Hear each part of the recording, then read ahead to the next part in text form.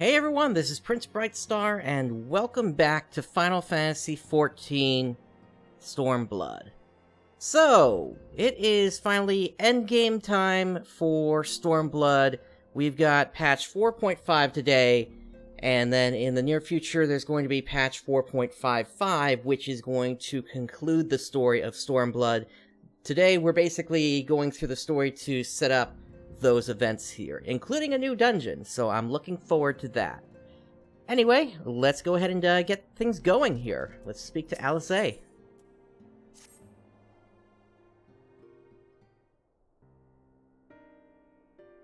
I'm glad you've come, though I'm afraid there's little in the way of good news. After you left, we reached out to both the Alchemists Guild and Stillglade Fane and attempted all manner of treatments. But the results were always the same. Whatever the answer is, it's not alchemy or conjuring. Why did it have to be Y'shtola and Urianger and not me? Out of all of us, they are the ones who could feasibly have solved this puzzle. And Elfino's still missing. God, it's all going wrong. Where do we even start? A grave situation indeed. Might I be of some assistance? Kryl. Kryl? I thought you were busy delving into the mysteries of Eureka. When word reached me of the plight of our friends, I could not well stay away. As a fellow scion, not to mention your erstwhile mentor, this is one of those times you should feel free to call on me, regardless of my personal circumstances. Yes, I should have thought of that. Thank you for coming, Kryl. We would welcome your insight. And I should be happy to provide it. Now, what's this I hear about Alphino heading into Imperial territory? That boy always did have some funny ideas. Do you remember the speech he gave when he was accepted to the Studium?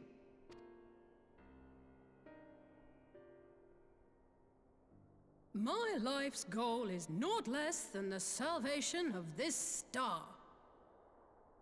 One of the worst impressions I heard, but then again, I guess I can't say much for myself either.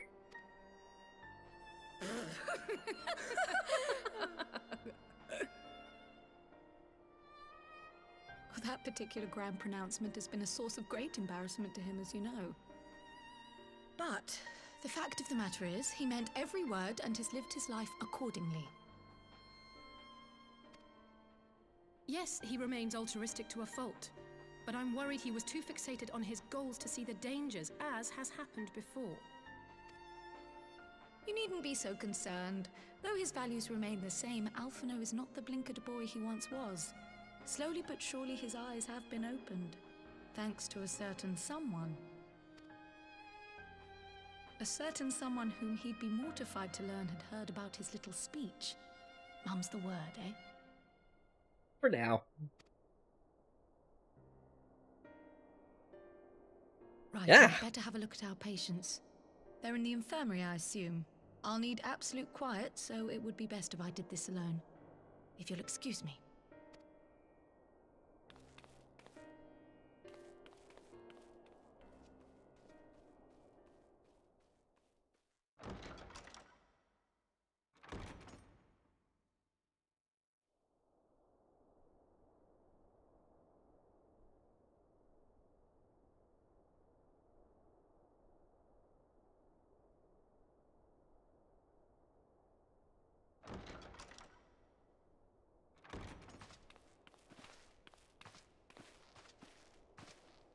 All three are in fine physical health. At a glance, I would say they were merely sound asleep. Except for the fact that I couldn't sense the slightest trace of them in their bodies. It's as if their souls have taken leave of their physical forms. Ah, yes. The Elder Seedseer made a similar observation. I've read the report.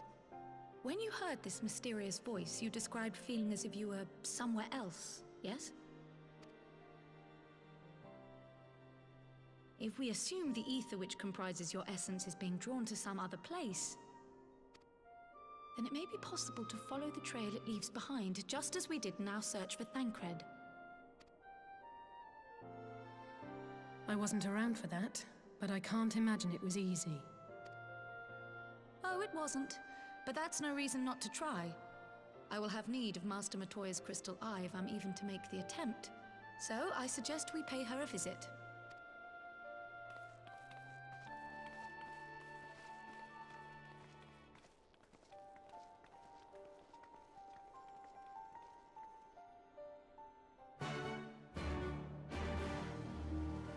Alright, so quest accepted, and we need to speak to Master Matoya, but before we do that, to be honest, I was not expecting that to happen there, the way my face is going through this armor. I don't know what Square Enix was thinking here, to be honest. So, I want to see if maybe we can fix that here. At least, for the moment. There we go, that should help. So, let's make our way over to Idleshire.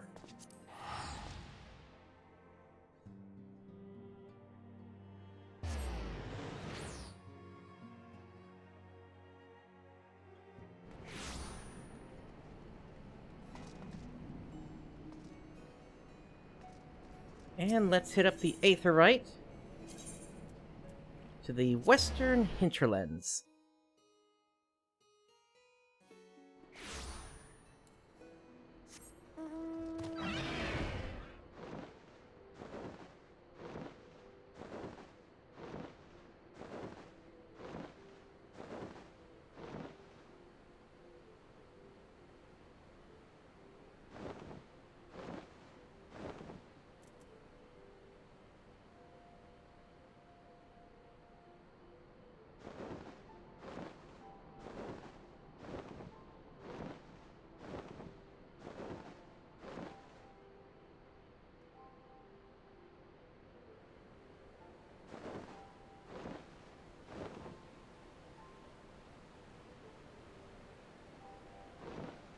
Now, one of the big questions that is kind of playing into all this here is with Varis Zos Galvus, rather. And it's just curious that if the Ascians are there in Garlemald, I'm just wondering what it is that's preventing them from even going and taking over him as well. The best I've been able to come up with here is that he might be some sort of like a half-Ascian or something like that. But anyway, we've arrived. I had heard Master Matoya was something of a recluse, but this seems extreme. Still, I'll happily overlook her eccentricities if she agrees to help us.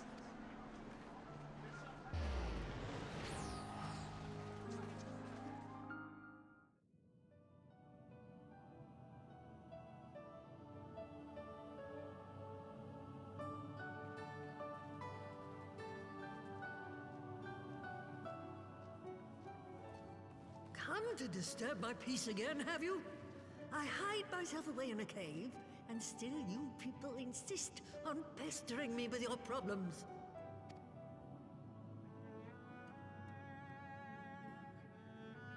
Oh, I mistook you for young what's-his-name, but I see now you're the sister. Weren't you supposed to be the lively one? I've seen happier faces at a rain-sodden burial. Well, I'm sorry to dash your expectations, but the situation isn't exactly conducive to gaiety. Ha! That's more like it. Stoller used to spit and hiss like a wildcat too. Better for a young thing like you to be filled with fire and leave the doom and gloom to your elders. Now, what exactly does this tragic situation of yours have to do with me?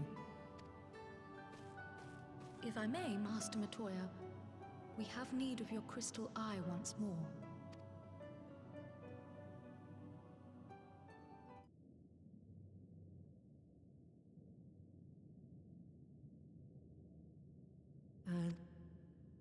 Very well.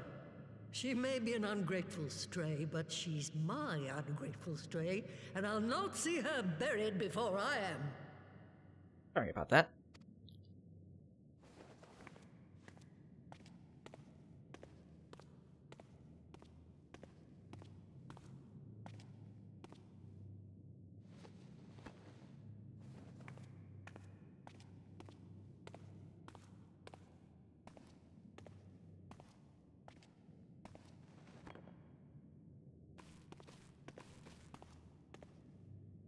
Right. Let us see what we can see. I'll begin from where our friends first fell, and cast my senses out from there.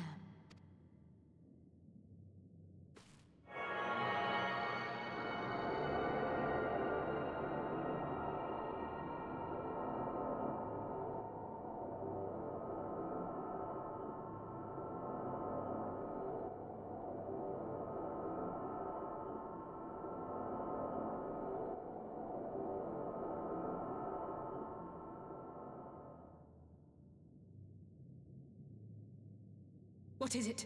Did you find them? This doesn't make sense. How is it even possible? How is what possible? Kryl, what did you see? The threads, they just ended. And no, I didn't lose track of them. I followed them as far as they went. It's as if they were cut off. Could the ether have dissipated if it had? Oh gods! Their bodies are just husks. It's like the Broodmother's daughter all over again. No, this is different. The Kalyana girl was already dead, body and soul, when Lakshmi effected her resurrection. Aye, let's not jump to conclusions. If their physical forms yet breathe, and show no signs of wasting, then it follows that their souls must still be intact somewhere.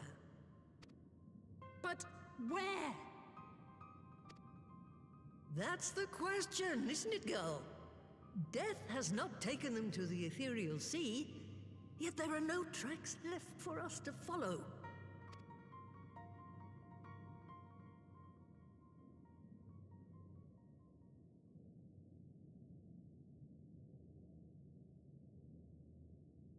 We're no closer to an answer than when we started. But knowing their souls are still out there is progress of a sort. We just have to keep looking. Pray, excuse me a moment. Yes? I remember, but... What, to Alamigo? We're on our way. That was Lise. Apparently, a group of Populares have defected to Alamigo, and Maxima, the envoy Alphino left with, is one of them. I'm sorry. I realize we've barely begun here, but... Go, child, go! You've made up your mind, and life's too short for dithering. I'll do some digging in the meantime and see if there isn't some other method we could use to continue the search. Let's be off then.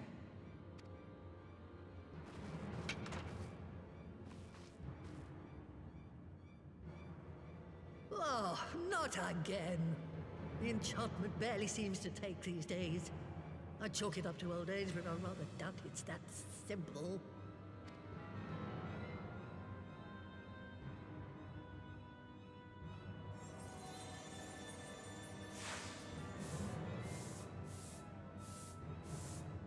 Before they took ill, Y'shtola and Urianger were sharing notes on a thinning of the ether.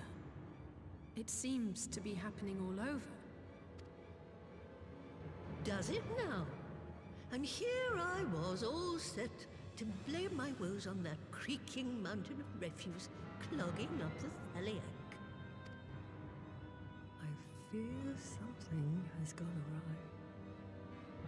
Still, there's naught to be gained from starting at Shadows. You can only do what can be done, and that but one thing at a time.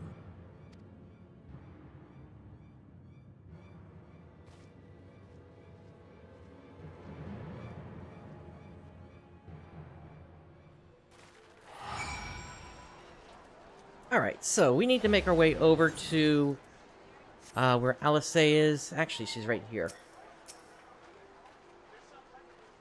So that was the woman who tamed Y'shtola. I had the distinct feeling of being grabbed by the scruff of the neck and having the nonsense shaken out of me. When Alphino is back, I'd like to visit again and ask her what tales she has of grandfather.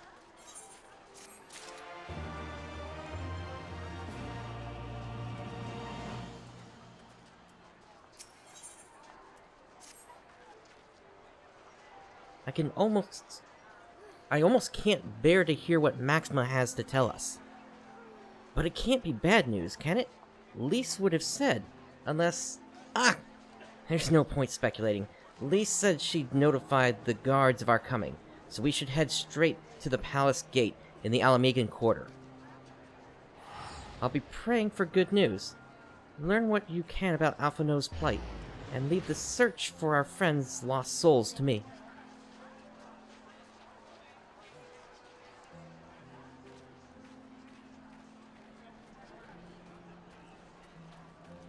Alright, so let's make our way to Alamigo then.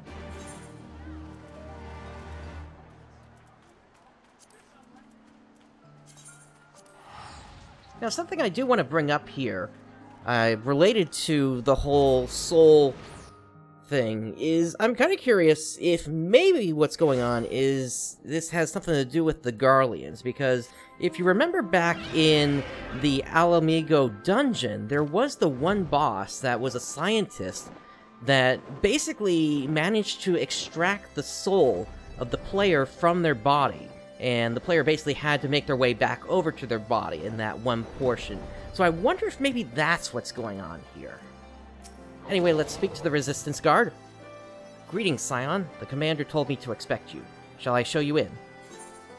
Let's enter the Royal Palace.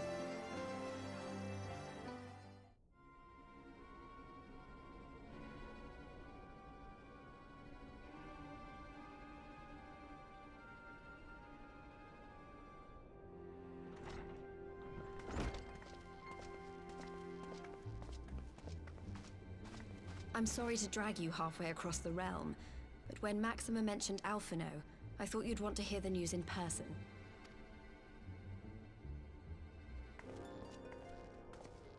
Ah, we meet again. Though I was hoping our reunion would be under more auspicious circumstances. What happened to my brother? Where is Alphino? Never fear, my lady. Your brother was in fine health when I took my leave of him, and I have no reason to assume that has changed. You assume? If you will allow me, I shall endeavor to explain events.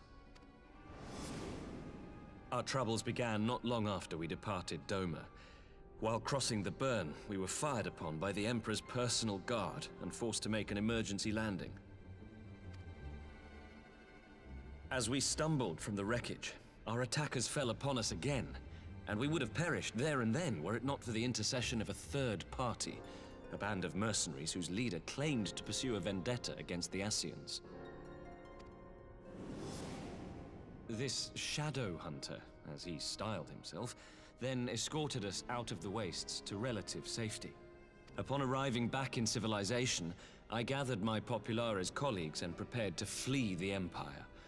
Master Alphino, however, declined the invitation to join us, preferring to continue his investigation into the Ascian threat.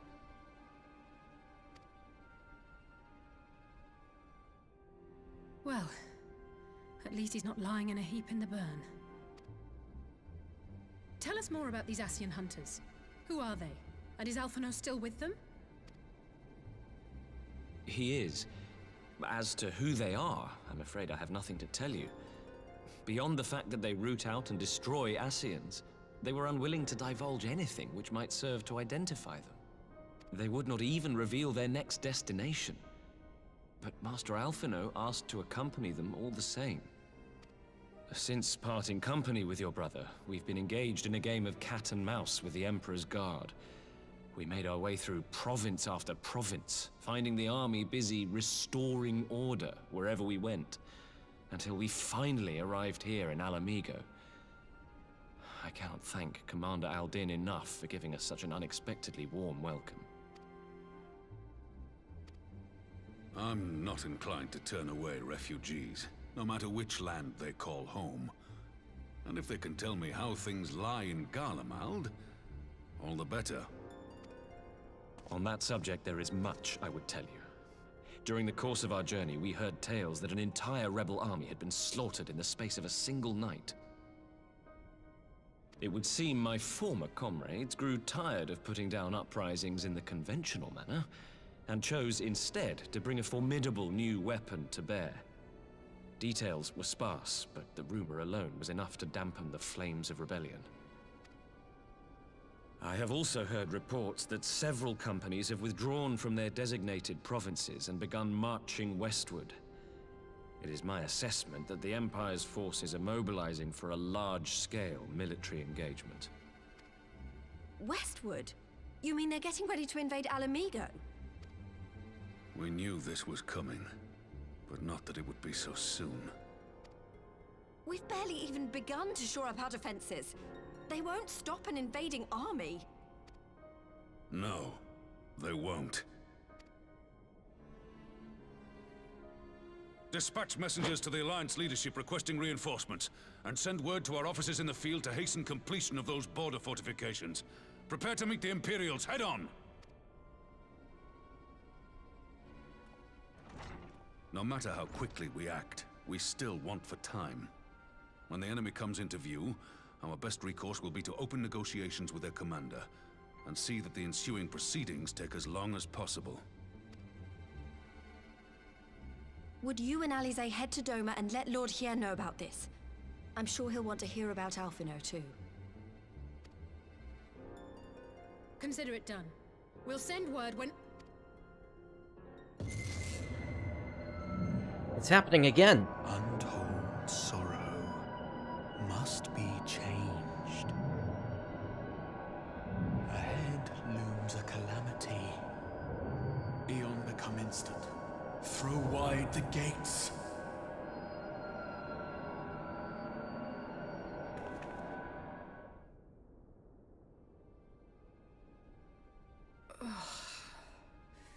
You heard it too. Well, at least we're both still standing. Oh, thank the gods. I thought we'd lost you for a moment there. Why does this keep happening? I wish I knew. Nothing we've tried has brought us any closer to an answer. We'll keep working on it. But first, we need to go and see Lord Hien.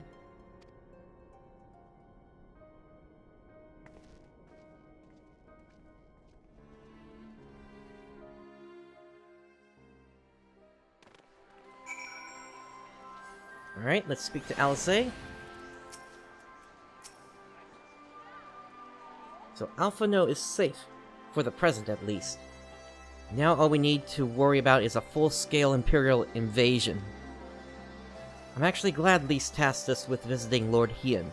Better to be dashing from place to place than sitting around stewing over things we can't change. To the Enclave. Alright. To the Enclave we go.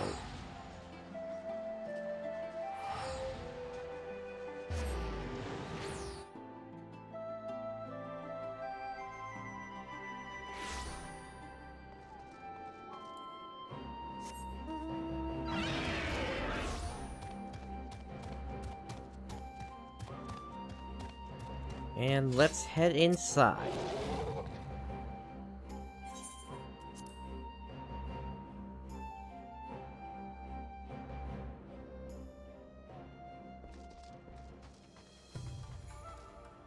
Quite a lot of people here.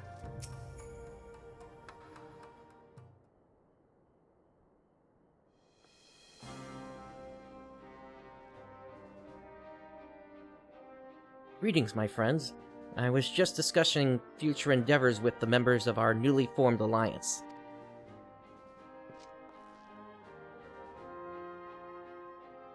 The Kojin and the Confederacy you already know, and it was your own strength of arms that won us the cooperation of the steppe tribes.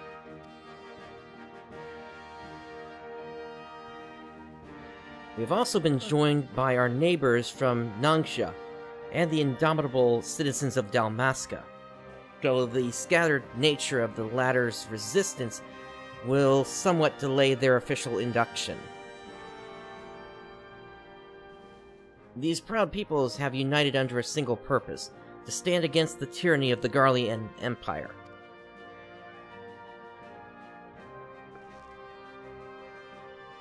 I'm glad to see your alliance is coming together so swiftly. As things stand, I fear we shall soon have need of your strength.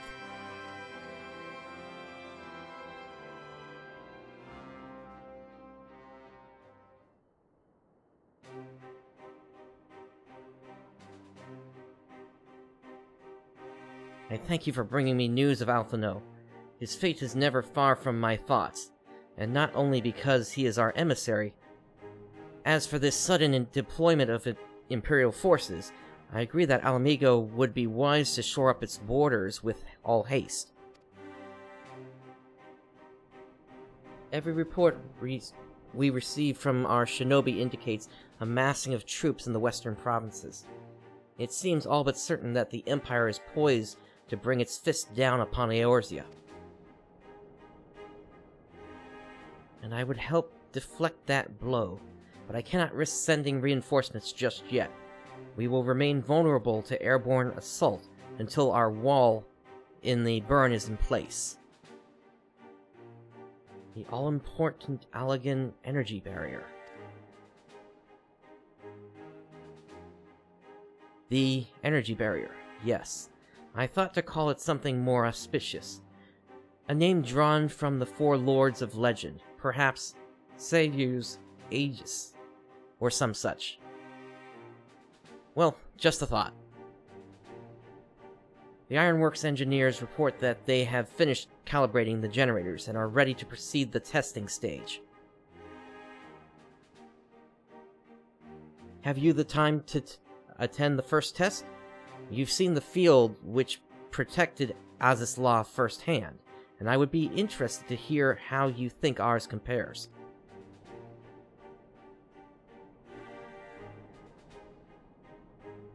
I will come too, if you don't mind. Though I am no Y'shtola, I may be able to offer some insight. Of course. Time being of the essence, it would be best if we made directly for the burn. Yugiri, I leave you and Hakuro to bring the War Council to a close.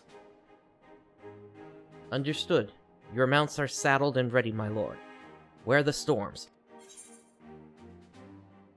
Alright, so let's see what we got here. Let's go with this.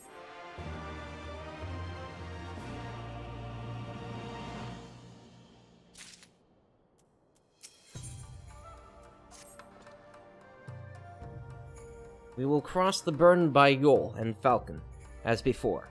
Join me at the overlook near the House of the Fierce.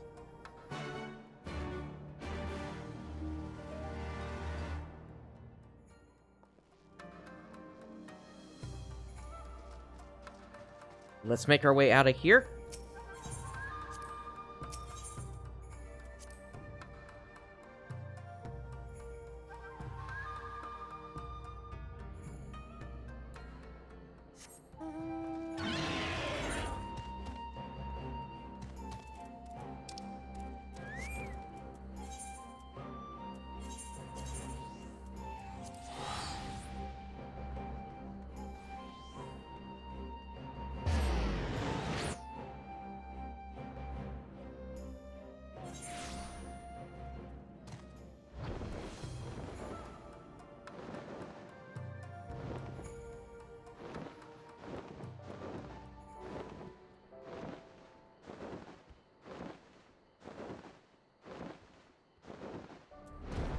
And here we are.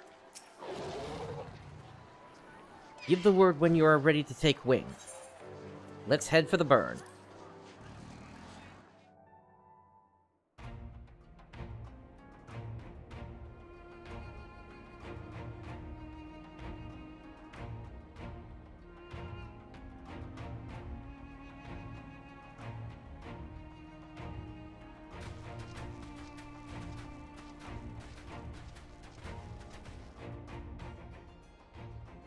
It seems the engineers have matters well in hand.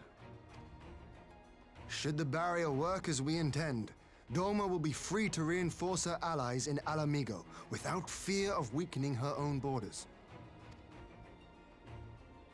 Honored friends, the time has come to put your hard work to the test. Start the generator.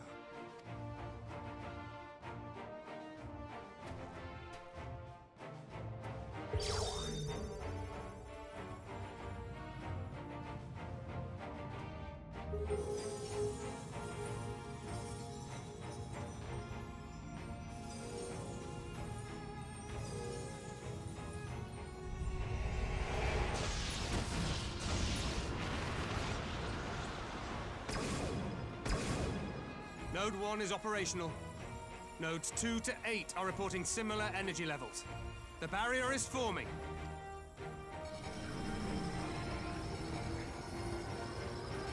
$1,000 yards, 2,000, 3,000.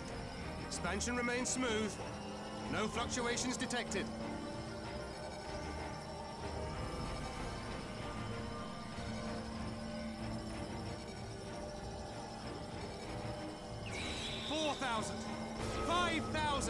Target altitude reached.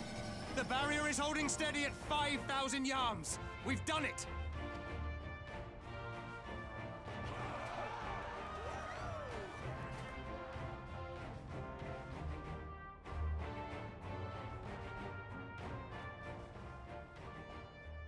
Is that an Imperial airship? Of all the rotten timing. But this is a gift, Mistress Alize. They can test our new wall for us.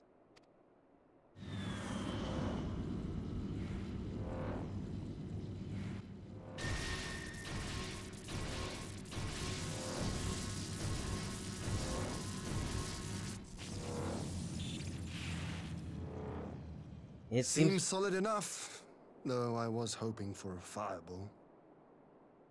Took the words right out of me.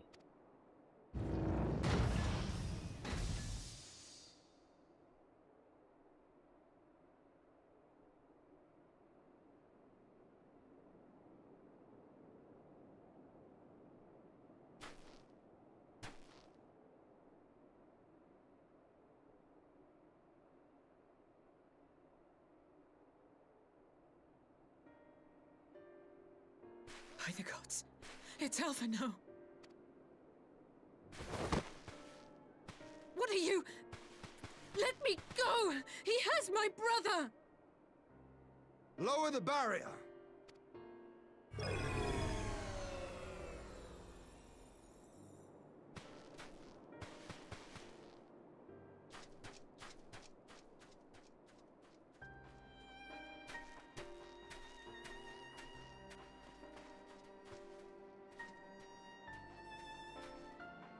Be at ease, girl. The lad is not dead, merely locked in slumber. No, not him too.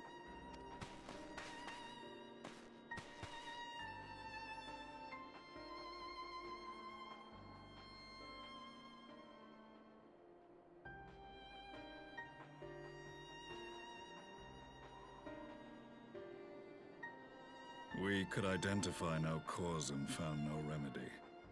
Thus I sought to return him to Doma, and into the arms of Lord Hien himself, it would seem. It is a day for fated reunions. Indeed. Hello, Gaius. Would you not agree, adventurer? Or should I address you as the Warrior of Light? Where's that echo when I need it?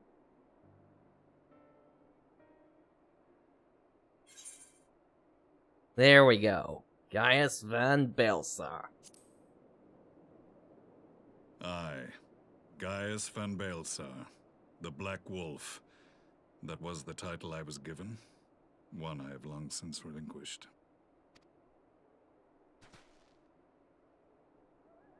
Stand down. The legatus of the 14th Imperial Legion died in Castrum Meridianum. I am no more than Gaius Baelsar, a man without rank or allegiance. Impossible! There's no way you could have survived! Do you remember how it unfolded? Ultima weapon. How I was deceived by La Habrea? How I was convinced that reviving the Ultima weapon would allow me to bring peace to Eorzea? The Ascian used me, as he used so many others, all to further the restoration of his wretched god. Yet even with the might of Alec at my command, you bested me. And as the Praetorium went up in flames, I was content to burn along with it. For a moment at least. A moment of folly. To surrender my life thus would have been to betray all who died for my cause. It was for them that I dragged myself free of the rubble, and swore vengeance on the Ascians.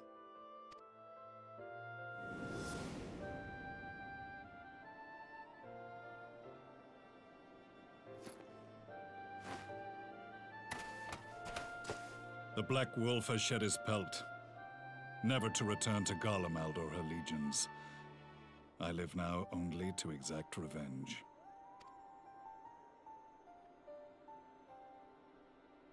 My principal quarry was to be La Habrea, whom I gather you have since ushered onto oblivion.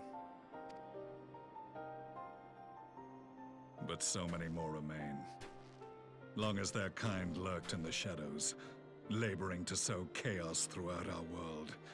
I would see each and every one dragged into the light and put to the sword. Are the scions not of like mind? In this single respect, perhaps. Then I shall continue the partnership the boy began, and share what intelligence I have acquired. Among the Ascians, the Black-masked ilk are subordinate to those who wear red. This you already know. Yet among the red there exists a hierarchy. Those set adrift with the shards clearly stand below those still joined to the source. Nabriales, who once dared to intrude upon the Rising Stones, belonged to the former group, and while he was indeed a dangerous foe, his powers were inconsequential next to the paragons of the source. The first was La Habrea, who plagues us no more. There is also the white-robed Elidibus, and the elusive Emmet Selk, about whom little is known. We have files on La Habrea and Elidibus, but I believe this Emmet Selk is new to us? As I assume my brother told you, we have evidence to suggest that an Ascian now walks in the body of the Crown Prince. Have you identified this interloper? Elidibus seems the most likely culprit. As emissary, it is his role to maintain the equilibrium between darkness and light. Your many deeds in Hydaelyn's name have upset the balance, and I believe he seeks to restore it by throwing his considerable power behind the Empire. As a leader of the Ascians, he is one of our primary targets. It was on the trail of this very prey that the boy and I came across the scene of a failed uprising. In the absence of a single Garlean casualty, we inspected the bodies of the rebels, and the lack of any external injury drew my immediate attention. They had been slain by Black Rose, an alchemical invention of the Imperial Army. When I yet served as legatus, I ordered its production halted, and all stockpiles destroyed. Toxic gas is not a tool of conquest, but of extermination. Toxic gas? This must be the new weapon Maxima warned us about. Something deadly enough to sweep away all resistance in a matter of hours. Gods. You don't think they're planning to use this in Alamigo, do you? Put your fears to rest. We infiltrated the production facility and destroyed all existing stores of the chemical along with the plant itself. Even should they rebuild the operation, they will not soon manufacture another batch. Regardless, I would draw your attention to a directive we discovered in the plant's records. The document was marked with a recent date and authorized with the signature of one Zeno C.A. Galvus.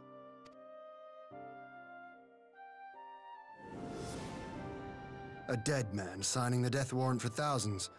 'Tis bad comedy.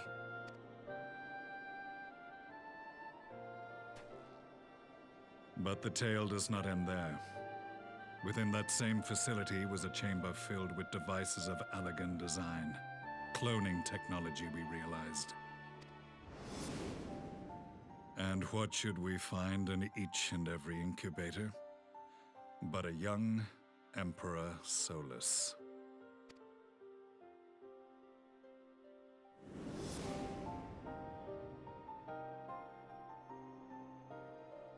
All of which prompts the question, were the Ascians responsible for these abominations, or was it the will of the Emperor? I must know which hand guides the Empire. Though I have given up my rank, I am yet a son of Garlemald, and I will fight for the future of my homeland.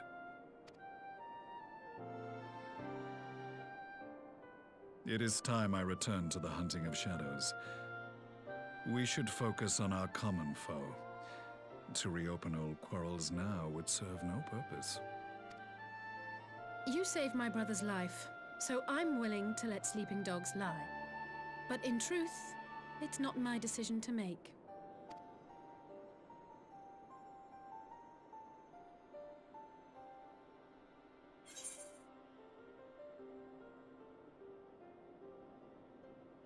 Yeah, we'll settle this at another time.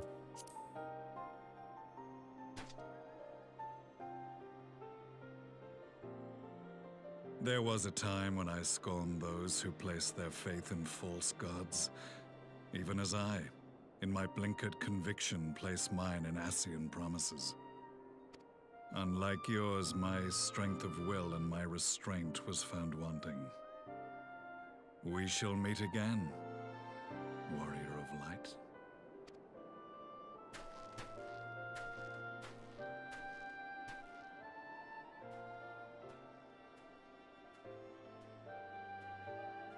So that was the infamous Black Wolf. An unexpected ally, to say the least.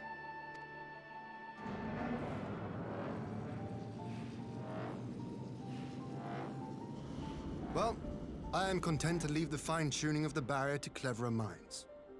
Let us bid our friends from the Ironworks farewell, and see what can be done for Alphino back in Doma.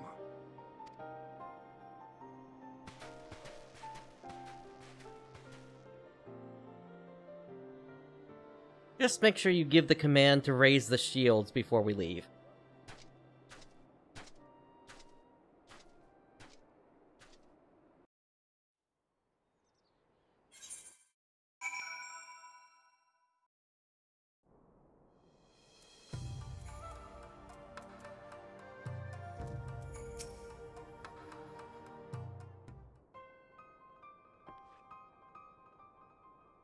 Alphino is safely ensconced in a private chamber. My finest healer is examining him as we speak.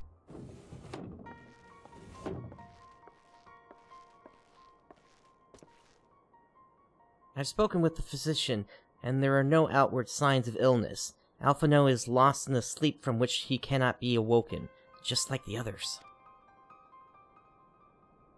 It seems that even the lands of the Empire were not far enough away to escape that cursed voice. I share your frustration, Alice, I do, but Alphino is returned to us alive and otherwise unharmed. All that remains is to find the means to wake him. Until then, you can but fulfill your duties as a scion, yours and your brother's both. You're right, of course. There are arrangements to be made, and little time to make them. To business then, my lord. Now that we know Seryu's wall works as intended, can we expect reinforcements for Alamigo? You most certainly can. As promised, we will send troops to bolster our allies in Eorzea without delay. Pray be aware, however, that they will not arrive without delay. Save for some few who boast teleportation magics, the bulk of our force must be transported by sea, a lengthy voyage for which the smaller vessels favored by the Confederacy are ill-equipped. Accordingly, I mean to enlist the assistance of the East Aldernard Trading Company in finding suitable ships. As for navigating the distances in question, we are in the happy position of being able to call upon those who plotted the course of my people's exodus to Eorzea. Beyond the procurement of ships, I think it unlikely that our East Aldernard friends will consent to any involvement in military operations, but I am certain they will afford Alphino a berth aboard one of the vessels. I shall have a Kairugan accompany him every ilm of the way to the Rising Stones. You have my thanks, Lord Hien. Yugiri, I will go on ahead with our friends to Alamigo, enlist all those capable of teleportation, and put them at the disposal of the Eorzean Alliance as soon as possible. They will form the vanguard. Yes, my lord. This is exactly what we'd hoped for. Lys and the Alliance leaders will be glad indeed to welcome the combined strength of the East.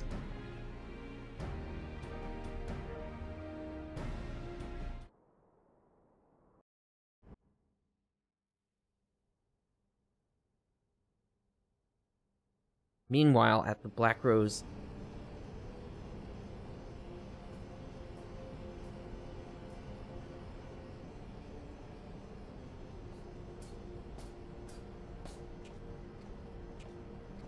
Our supplies of Black Rose have been ruined, but the new plant is already under construction. We should have the first batch ready in time for the offensive, Your Radiance.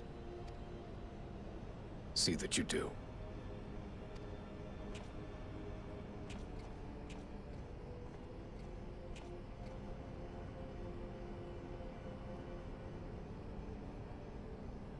Ah, yes, the infamous Black Rose. If I recall correctly, Gaius did not much care for the invention.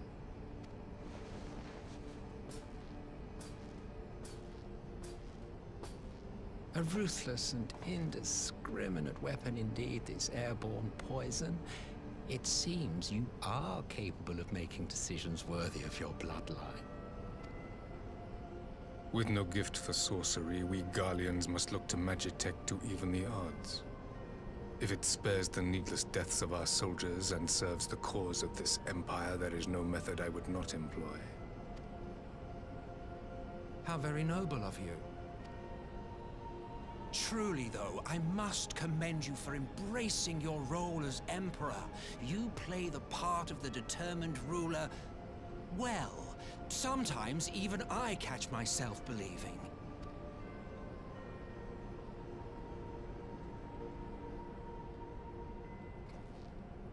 A silent agent of death. Now that I think on it, Black Rose may well possess the perfect aspect. Slowly but surely, the deluge of light has worked upon the ether here in the source, and the gas should be most susceptible to its influence. Well, I shall leave you to your own devices. Go forth and bloody the land with your grand and glorious war.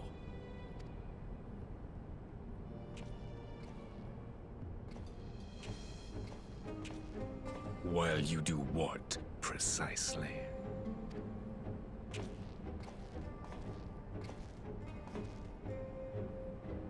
Need you ask? I will be doing what all Ascians do. I am well aware that your kind exists only to usher in the next calamity. But you seem oblivious to the harm your singular agenda causes to the Empire. You cannot have forgotten the events which followed your mortal demise.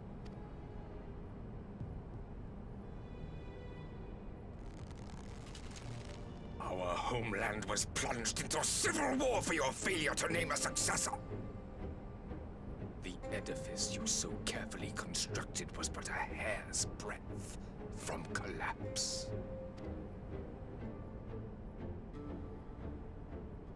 Are you truly so naive? You thought me oblivious to the consequences of a departure so painstakingly timed? It was by design? Well, of course it was. Though I will admit the resulting panic exceeded even my wildest expectations. But how can you be surprised? Throwing the world into disarray was the very purpose for which this nation was, as you say, so carefully constructed.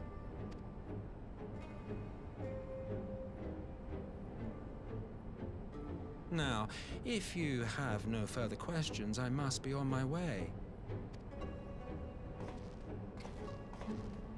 Since we may not meet again in this lifetime, it would be remiss of me not to offer a word or two of gratitude. I really must thank you for this surplus of vessels. I can mold any host into my own image, but having bodies tailor-made for me in this fashion is so much less tiresome. You dabbled in elegant cloning techniques, yes? It certainly is a compelling, not to mention entertaining, field of research. And of all the options available, you chose the founding father on whom to experiment. You have a twisted streak to you, Varis, like grandsire, like grandson, hey? If events play out as planned, this will become something of a family enterprise. You will be the capstone of this world, I the anchor and shard, and together we will give the lie to this star's fraudulent existence.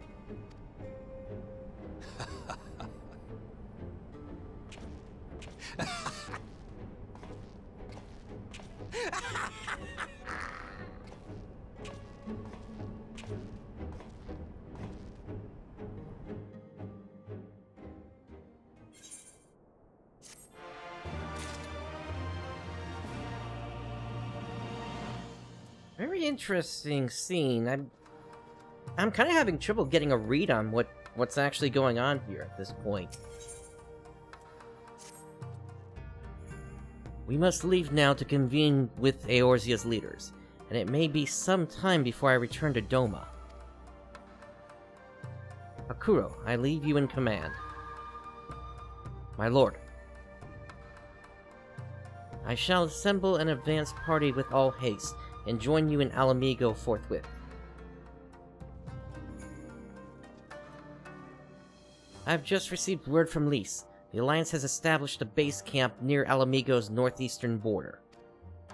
Once we've arrived in the LOCHS, we are to report to a resistance officer stationed in Porta Praetoria, who will point us in the right direction. Let us not keep them waiting.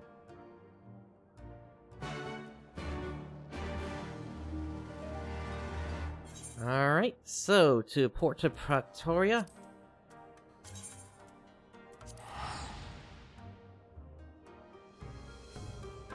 I guess if anything, the one feeling I am getting here is that Ascian is giving off kind of a Kefka-like presence to them.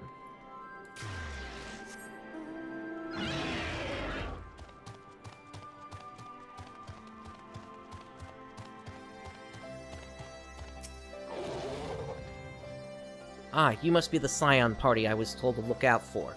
If you'll follow me, I'll take you directly to Alliance headquarters.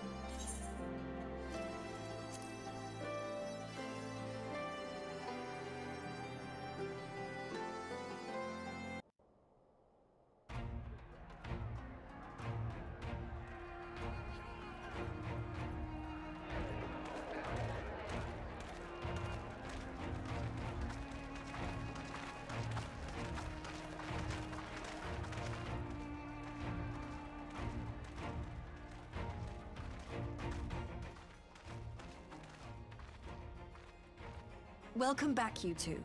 Greetings, Lord Hien. Glad you could join us. Glad to be here.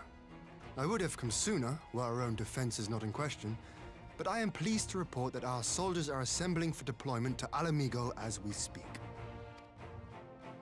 We're grateful for your support.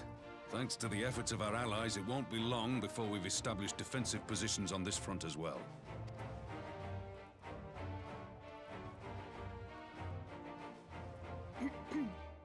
We have some good news too. Alphino has come back to us. As for the bad news...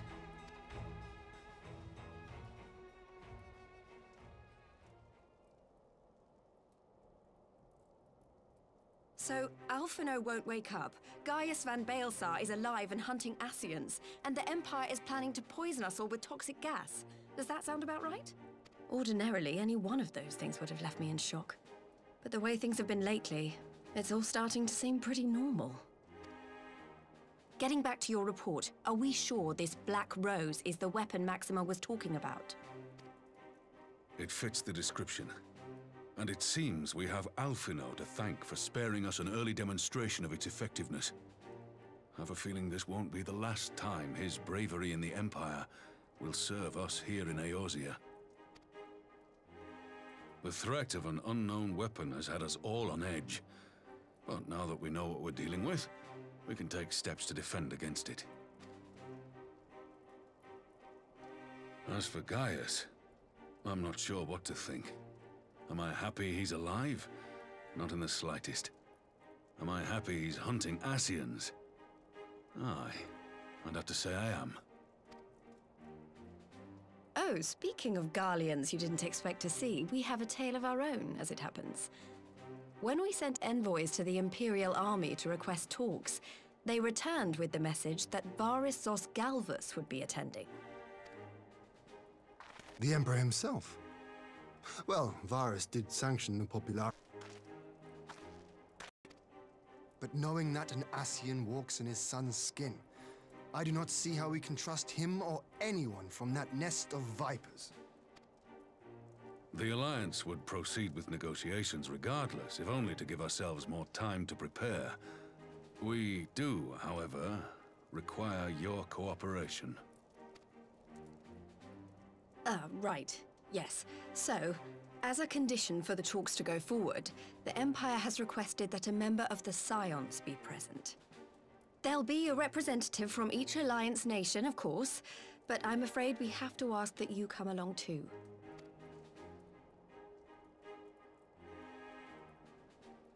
Gods, Lise! You know how much I hate politics! But then, what choice do I have? Alphino and the others aren't going to do it. Very well. I shall attend as the Scion's representative.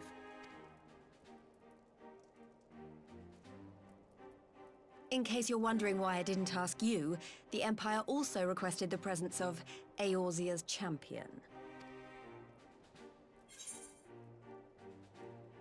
I'll be there. That's settled then. We don't know what Varis means to bring to the table, or why he wants you there, but having you close at hand will make all the difference. The meeting will take place on the border. Anticipating an early assault, we mean to position the bulk of our forces nearby.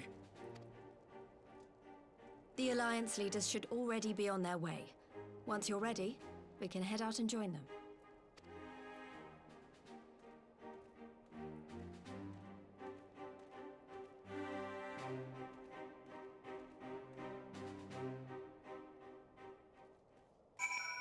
Alright, so thinking back to the scene back in the Empire real quick here, the Ascian did actually mention a flood of light, and so I'm wondering if that's actually the trigger that we would need, that would basically bring about the events that are going to basically require the Warrior of Light to become the Warrior of Darkness.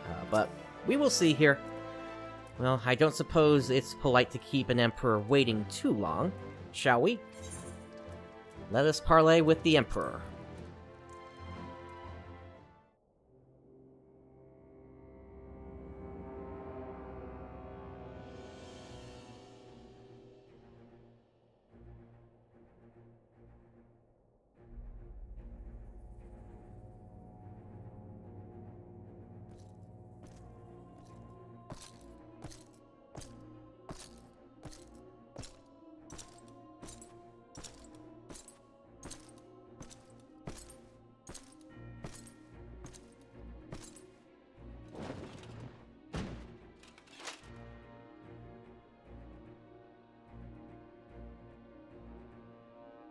esteemed representatives of the Eorzean Alliance.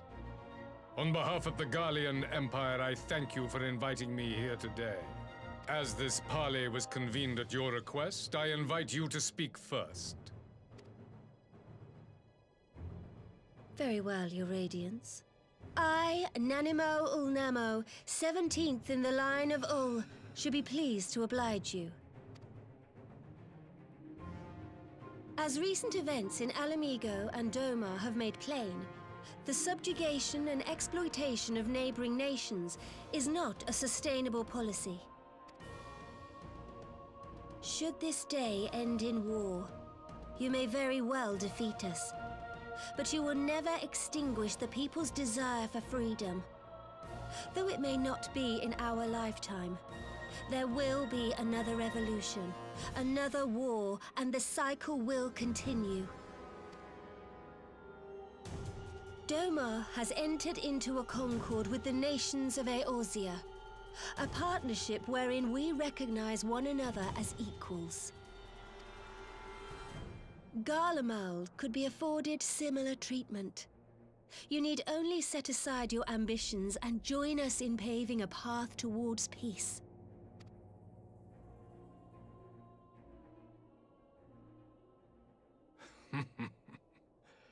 You will not win me over with sophistry, Your Grace.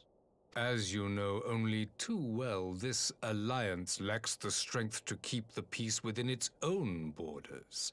Even now, your struggles with the Beastmen continue unabated. Divided, you sow this fertile soil with the seeds of your differences and reap naught but discord and chaos for your trouble. Eorzea must be united under one leader, one purpose. I would offer you both and bring an end to your strife. With all due respect, Your Radiance, the only thing that you offered the people of Alamigo was fear and hopelessness. The citizens of Doma can also attest to the meager arms of Imperial rule. There is no purpose to be found in a life of oppression, each day more uncertain than the last. Our people are willing to die for their freedom. A great many already have, and countless more will, if we don't put an end to this madness here and now.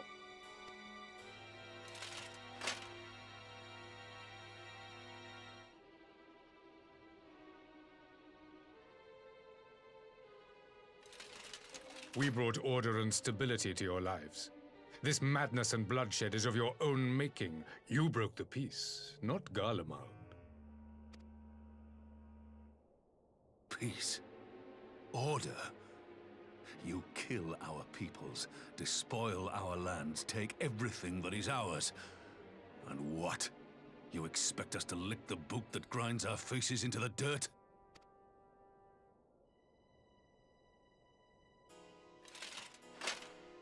I expect you to weigh the costs. To recognize the countless lives have been lost on both sides in pursuit of a greater good, and to not squander all we have achieved in a fit of petulance.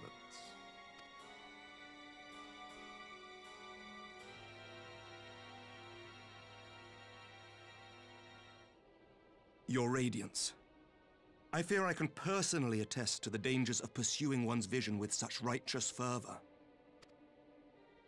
For 1,000 years, the Holy See of Ishgard waged war with dragons. 1,000 years of sacrifice, of sorrow and hate, in which we bathed in the blood of friend and foe alike. Had it gone on any longer, we may well have drowned. Yet we have chosen to raise ourselves out of this bloody spiral, and have since made peace with our former enemy. So I understand. No doubt the dragons were more receptive to your overtures in the wake of their leader's demise.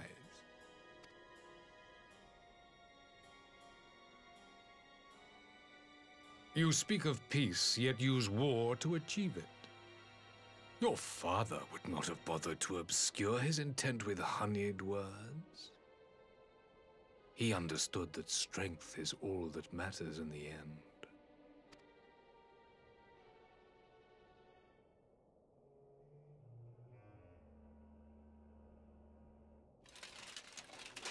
Without his clarity of vision, I can but wonder what will become of Ishgard and her people.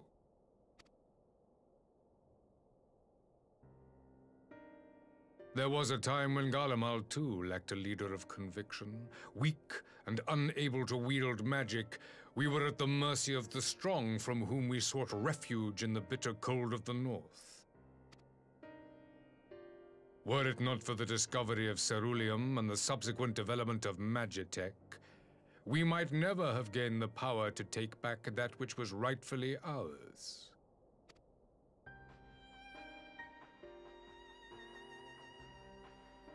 You speak as if your people were the first to have been driven from their homes. Limsa Lominsa was built by wayward souls in search of a place to call their own. On the shores of Vilbrand we found it. And from those humble beginnings did we grow and flourish.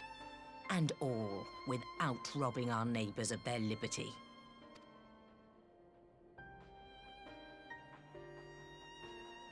So saith the pirate. Am I to believe that you simply asked the kobolds to yield up their lands and that they were happy to oblige you? That you did not drive them out like rats in the hold of one of the many ships seized by your privateers?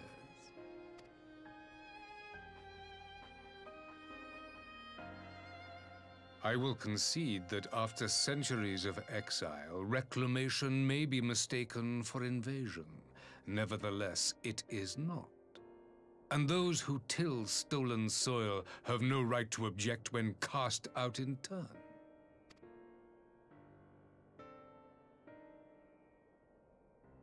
Your uncompromising nature rivals that of the Ixal. They too lament circumstances which they themselves perpetuate. Were they but to embrace peace, we would welcome them with open arms. Indeed, some few have done just that, and now receive of the 12's Wood's bounty.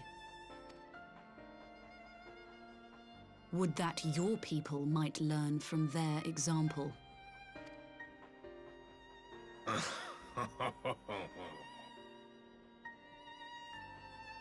You dare compare us to the Birdmen? You who thought to invoke the 12 and threaten all of creation?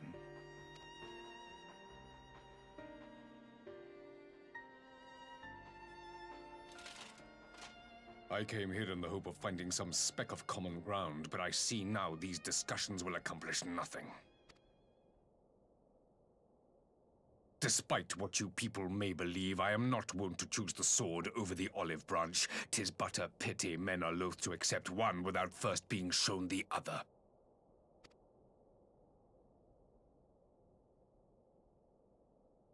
Wait! I beg you. This meeting was supposed to be a chance to find a way forward together, not to bemoan the missteps which brought us here. Please. If you truly consider violence a last resort, there must be a way we can come to an agreement.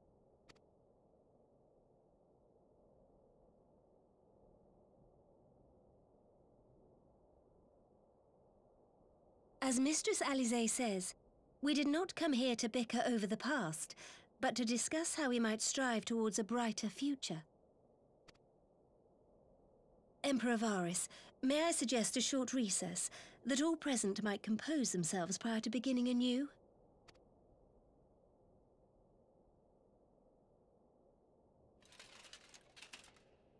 Very well. I pray this intermission will suffice to move these talks in a more constructive direction.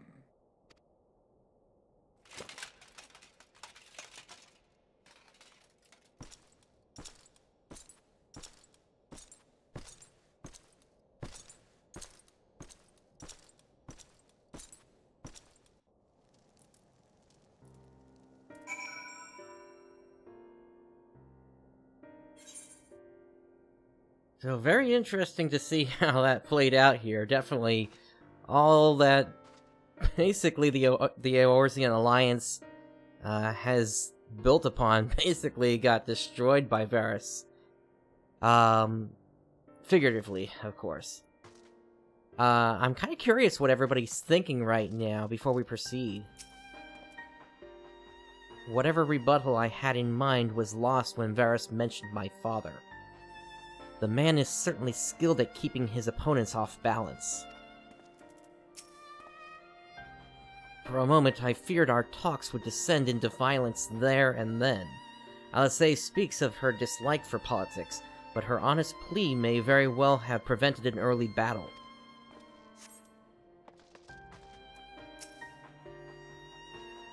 Why do I get the feeling the Emperor is hiding something? For years have we warred with the Empire, and with no end in sight. A parley such as this represents a unique opportunity, and I would not squander it with bitter words. Varis holds fast to his ideals, just as I knew he would. He will not be swayed from this path.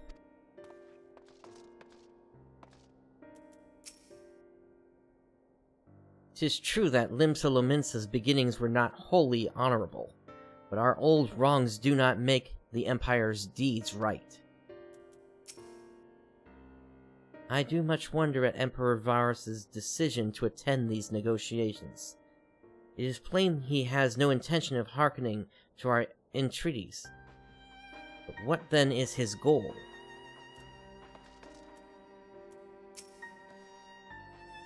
Phew. This really is not my forte. After his Radiance's little performance, it was all I could do not to swear at him. I honestly don't know how I ended up playing the mediator. I just asked myself what Alphinaud would have done, tried my best to do the same, and by some miracle it worked. But there really is no common ground to be found with that man, nor do I think he looked for any. So the question becomes, what did he come here to do? Because you may be certain it wasn't to make peace. Whatever it is, I can't make it out. Not yet, at least. We do have a little time before the parley is due to reconvene, though. So why not try consulting our illustrious leaders? Mayhap they have some insight to share. Well, I just did that, but okay. I will say one thing for this Varis. He is well versed in Eorzean history. His interest in our affairs is that of a beast in its prey. The Conqueror would know his enemies. All should know their enemies. Yet there is much and more we do not know of the Empire.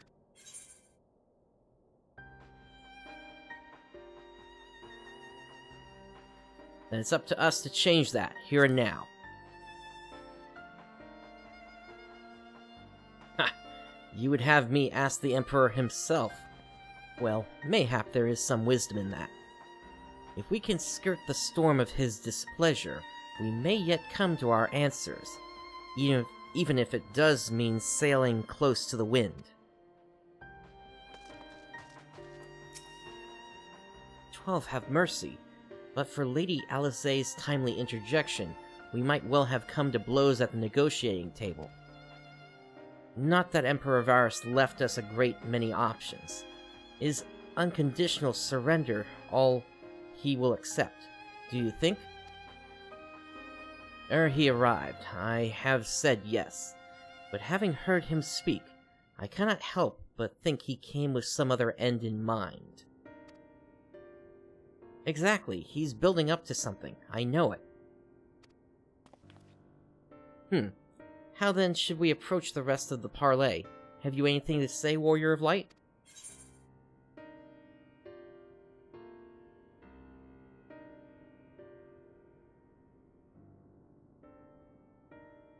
Let's invite Varis to explain himself. I believe he is more apt to reveal the truth if we put him at ease. Mayhap you are right. Thank you, Prince. Indeed, he probably wants to get it out about the Ascians, actually. This parley was never like to bring peace, but I had hoped to learn something of Emperor Varis' relationship with the Ascians. As had we all. Yet if he is in league with them, he is not like to volunteer the fact. And if he is not, how much weaker would his position seem for their presence? If we are to broach that particular subject, we will need to be subtle. Would that I knew more of the man, if you would indulge me. Lord Hien, have you received an Imperial education? You received an Imperial education, did you not? Is it true that the Emperor's will is considered absolute? There is no higher authority in all of Garlemald, nor else in the heavens, come to that. Veneration of the gods is forbidden, the only worship permitted being that of His Radiance's own person.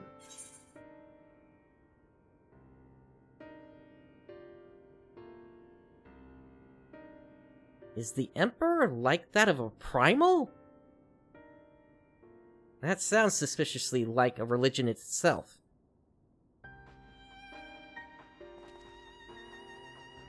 I share your disdain for their hypocrisy.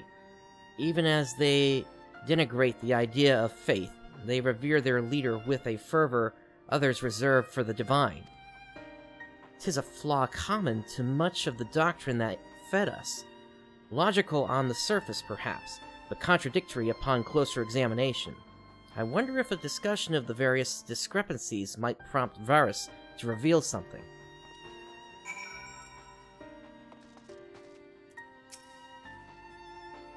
You've spoken with everyone, then? Good. Now all that remains is to await the pleasure of the Emperor, and hope we fare better at the second attempt.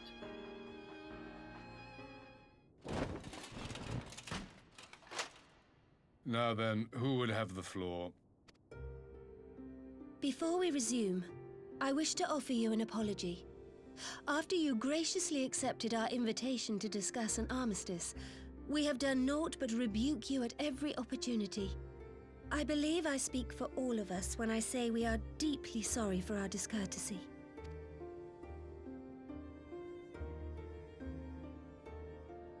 I'll admit your familiarity with our affair surprised me, and served to remind me how little I know of yours. I think all here can understand the desire to reclaim one's homeland. But why expand further? That is my question. If I may, the answer can be found in the Imperial doctrine they took great pains to impart to my people. Recognizing the threat icons pose to the world, Solus Zos Galvus decreed that they were to be eradicated. To this end, he began a campaign to unite all lands under the Garlean banner. Or so we were taught. Yet the Emperor only reached the burn, the Barrens said to have been laid waste by icons, after conquering all the lands that lay between. What is more, I am quite certain the practice of summoning was not nearly so widespread in the days before the Empire's founding. When you put it like that, it all starts to sound like an excuse, doesn't it? But to distract from what? Why are you really waging this war?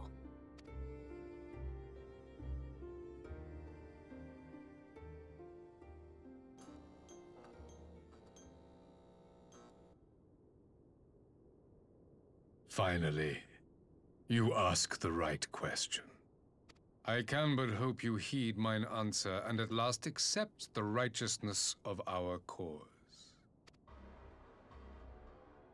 My goal is this: to return the world to the way it once was, the way it was always meant to be.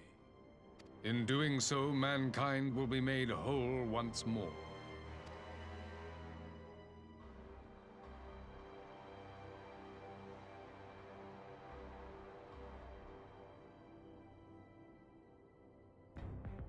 No longer will we suffer from the dissension born of our differences.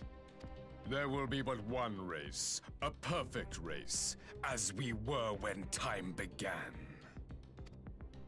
What in Rulga's name are you talking about? I am talking about the origins of this star, of the source and its 13 reflections. At the instant of the great sundering, 'twas not only the world that was shattered, but mankind itself. Thus were we divided into myriad races, each with its own unique imperfections. That is why man looks upon his neighbor and feels fear and hatred, why he wages war, why he kills his brother. You all in your own way have proven as much today. The peace you seek is but a fleeting solution to a fundamental problem. One which calls for more drastic measures.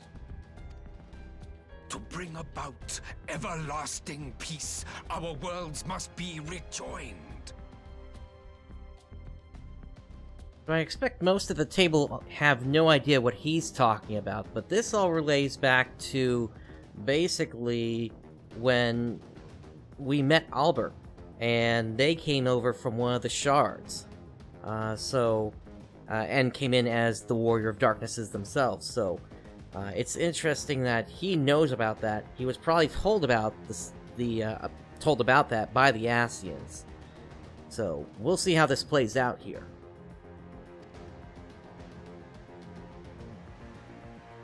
That is the goal the Empire would see realized. The glorious future unto which we shall one day shepherd mankind.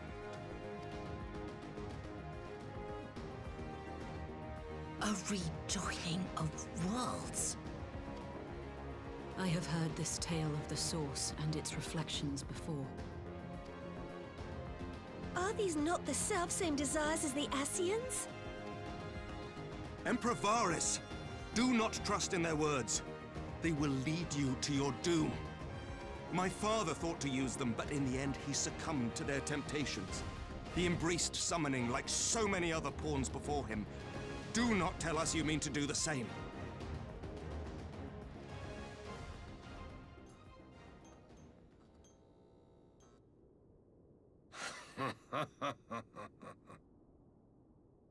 To be a pawn, free from the burden of choice, would be a blessing.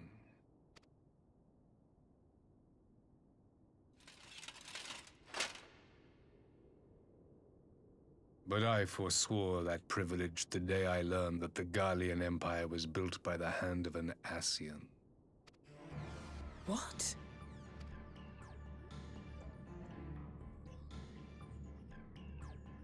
Yes. My grandsire, the former Emperor, is of their number.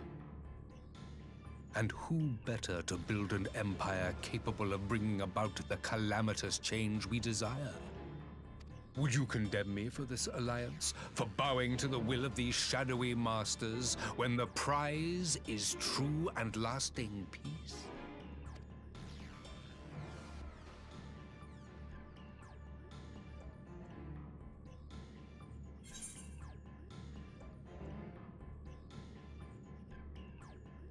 Your prize is a lie. Your masters, demons. I come not to conquer, but to liberate. To free man from the prison of divergence. Imagine a world united. One perfect race beneath a single standard. An army before whose might these servants of darkness and light would fly as leaves in a storm, never again to meddle in man's affairs. We would be the masters of our own fate. I bid you join me, not as subjects of Garlemald, but of a new nation. And together we shall win freedom for ourselves and generations yet unborn. You want to trigger another half-dozen calamities? You can't be serious!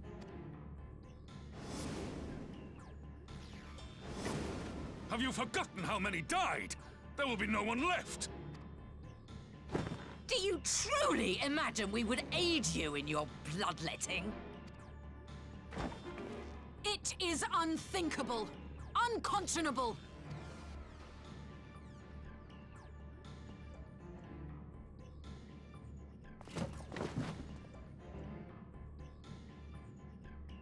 And what is the alternative?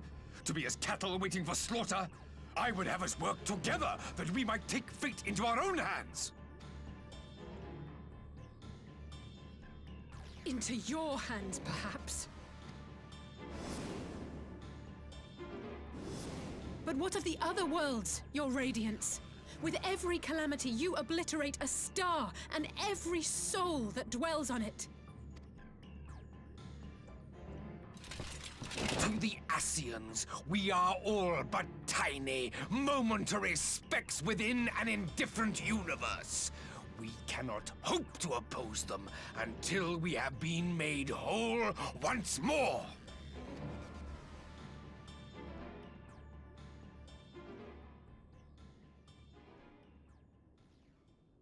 Are these truly the words of Garlemald's ruler? The flaws and foibles which you so abhor are what make us who we are. Every nation, even yours, Emperor Varis, is made whole through the combination of these imperfections, the strengths of one compensating for the weaknesses of another. While it is true that man succumbs all too often to anger and avarice, he may yet overcome his baser instincts through the forming of bonds with others, fostering community and cooperation. That the protector of an empire should not only reject these fundamental truths, but seek to change them at so dear a cost to life is indefensible. Such a man is not fit to govern.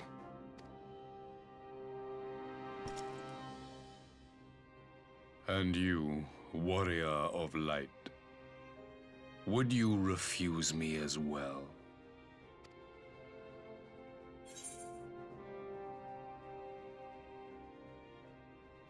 We can defeat the Ascians as we are.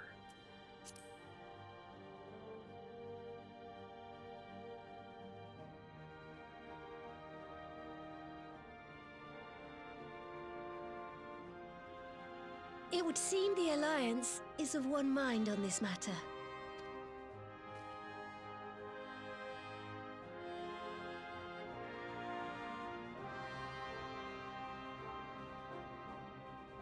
You Eorzeans never cease to disappoint me. Though I suppose I have only myself to blame for expecting more from savages. This discussion is at an end. I bid you make ready for our next meeting. It will not be at the negotiating table.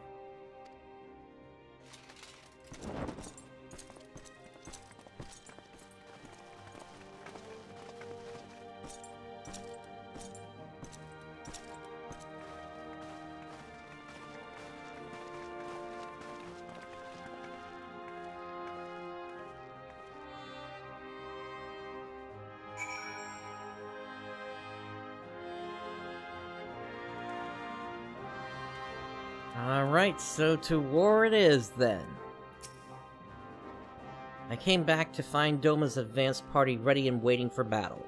So as worrying as our little chat with the Emperor was, it did buy enough time for at least some of our allies to arrive.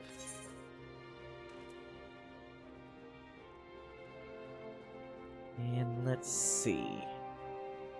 Let's go with this tea.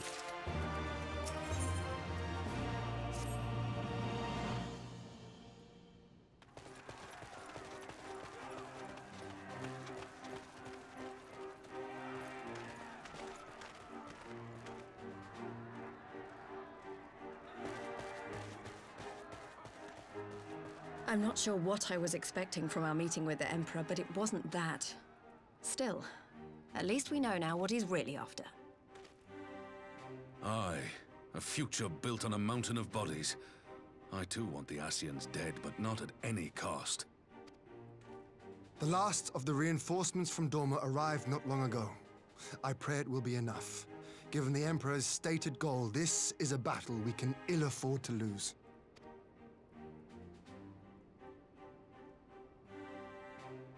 If the Gallians come in force, we may not have much say in the matter, even with our combined strength. We knew from the first that the odds would be against us. But if there is even the slightest chance of victory, we must do everything in our power to seize it.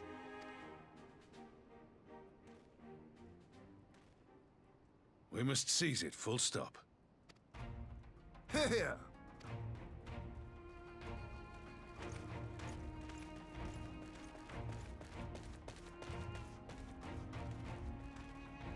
The two of you are to join an irregular unit and support the main host. I won't bother asking if you're minded to fight. After coming this far, how could I not? And for once, there's no one around to countermand me. Not that they would. Not even my brother. But we all know who really make the difference. Ready to frighten some Garleans? Let's do it. I wouldn't want to be on their side. Might I ask you to accompany the DOMAN contingent? They are strangers here, and your presence would do much to raise their spirits.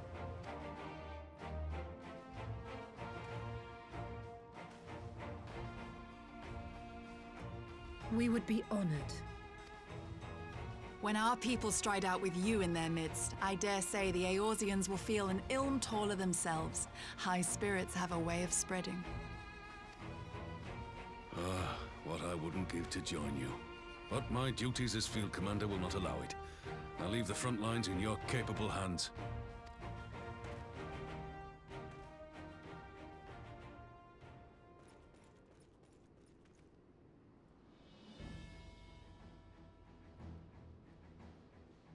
Comrades, ready your arms. The hour of battle has come. May the crystal guide us to victory!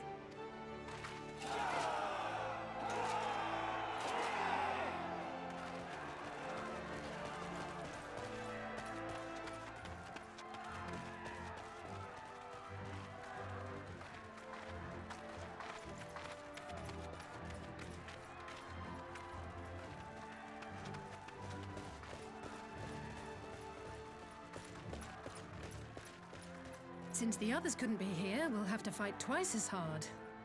If Alphino wakes to find the Imperials have won, I shall never hear the end of it. It's strange. I thought I would be terrified when the fighting started. I should be terrified. But with you at our side, I can't help feeling everything is going to be all right. So please, don't you dare leave me alone.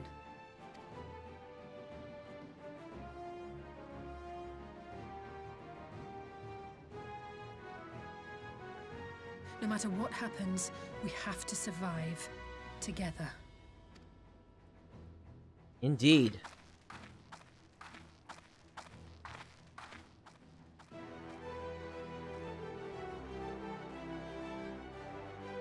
As long as there aren't any other preparations to do, I get the feeling the dungeon is going to open up now.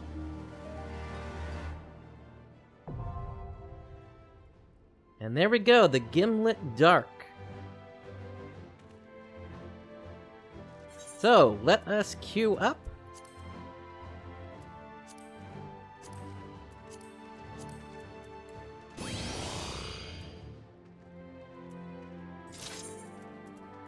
And let me just have a little something here real quick. And let's do it!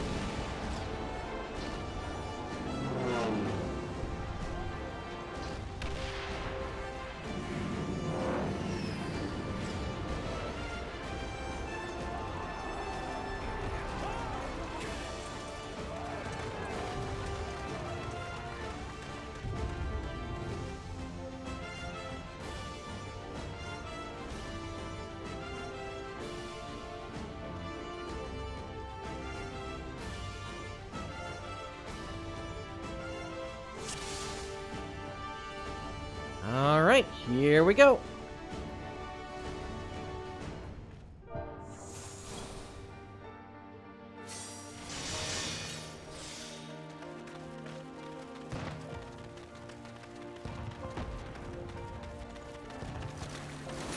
Forward! Forward!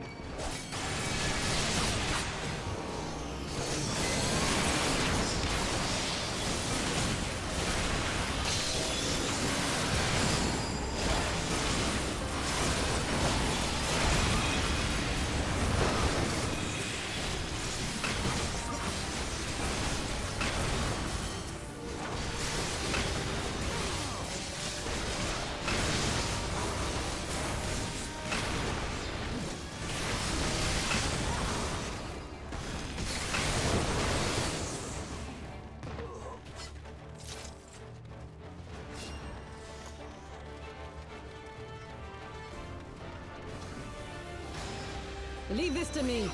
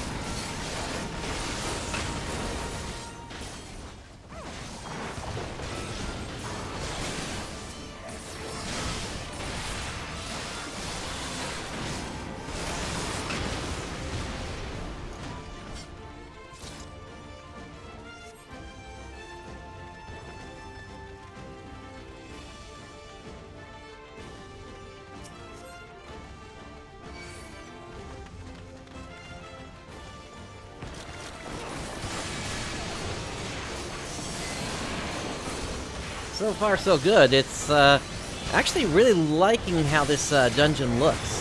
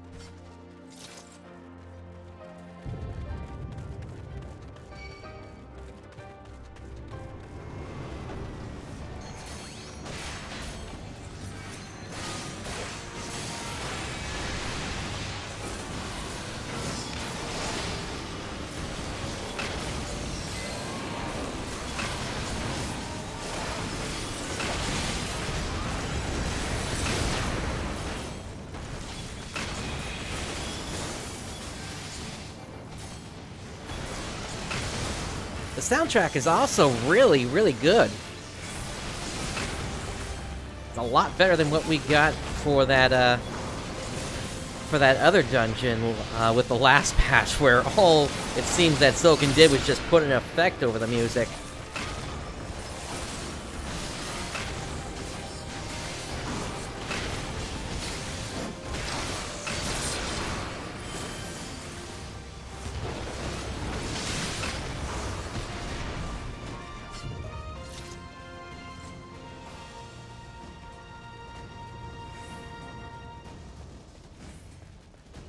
Alright, on to the first boss.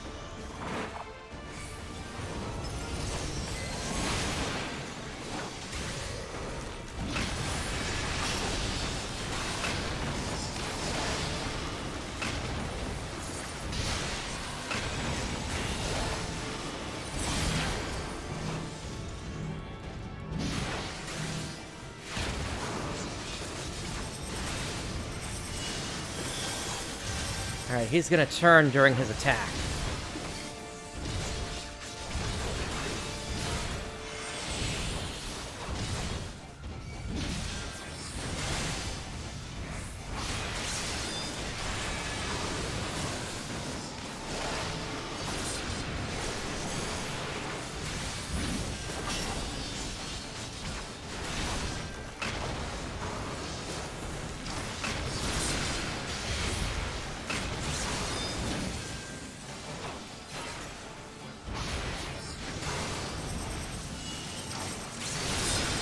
Here we go again.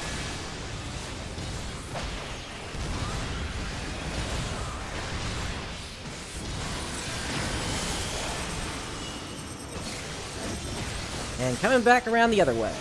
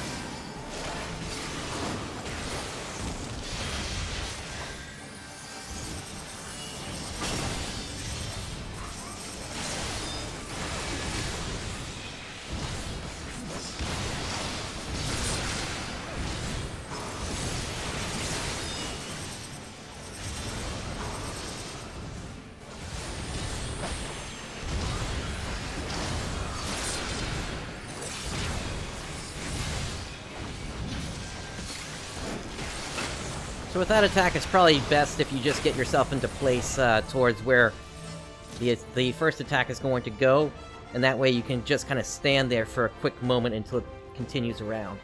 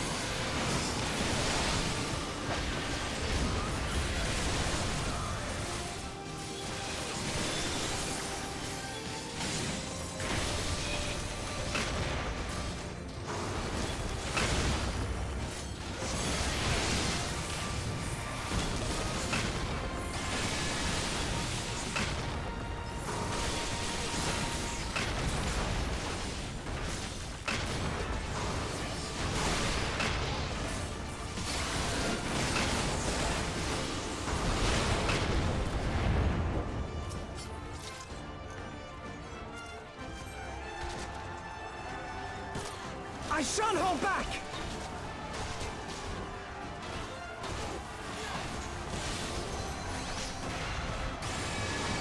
And now we're fighting amongst the troops, so...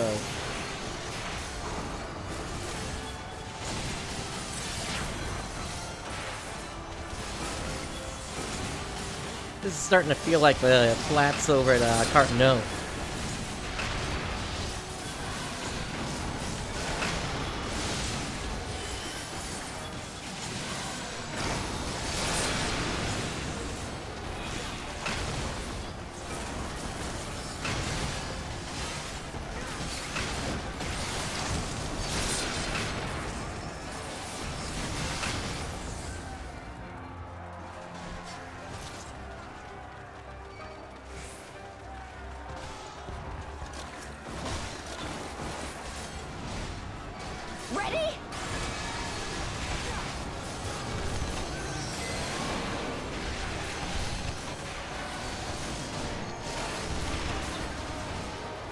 That was a weird one to pick up.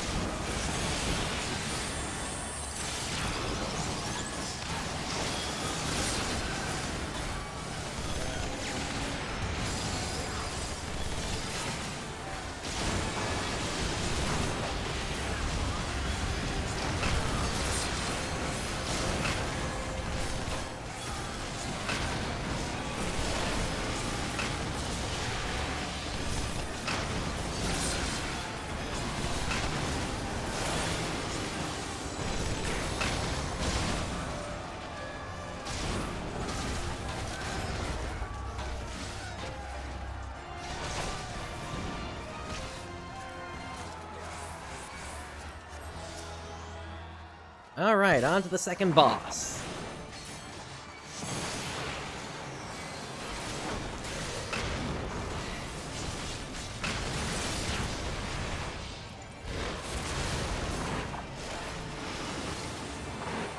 Alright, let's move him into the center here then.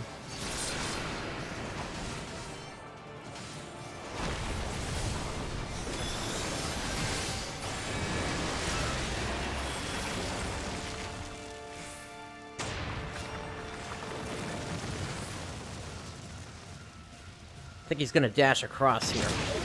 Yep.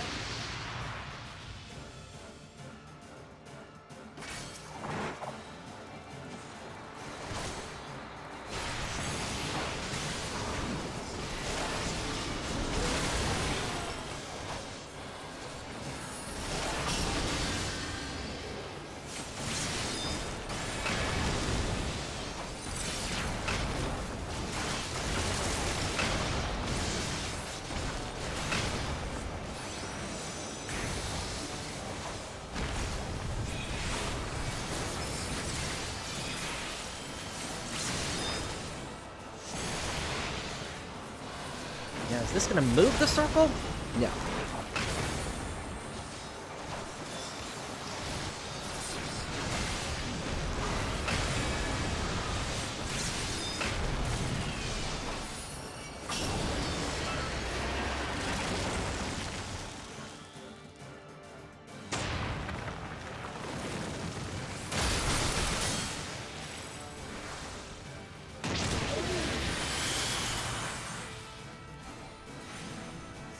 Alright, so I gotta start healing them as well. At least until the white mage comes back up. Good thing we have a red mage in the party.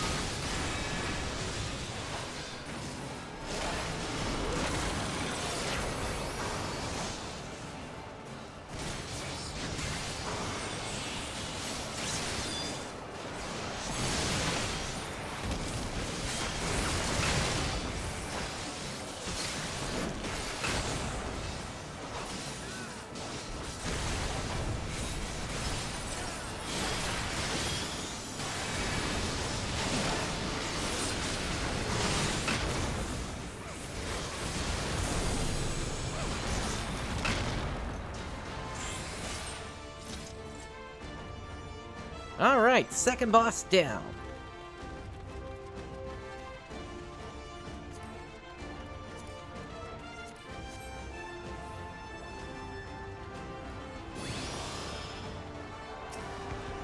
You underestimate me.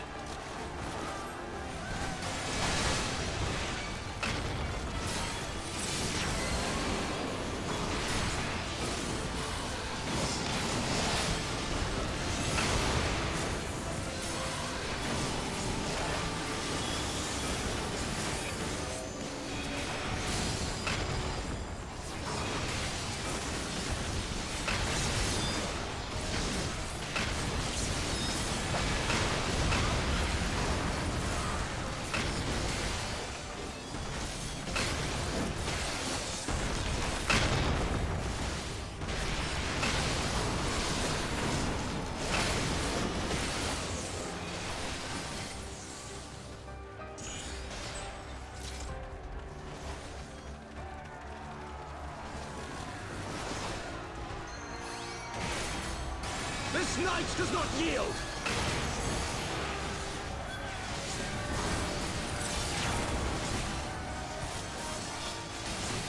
Out of my way!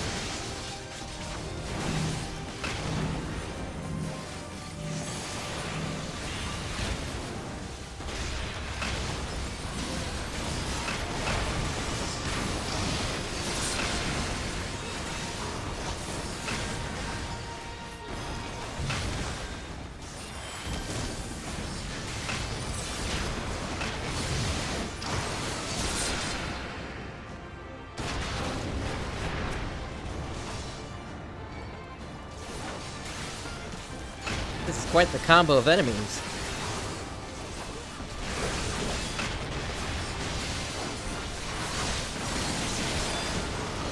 Incoming.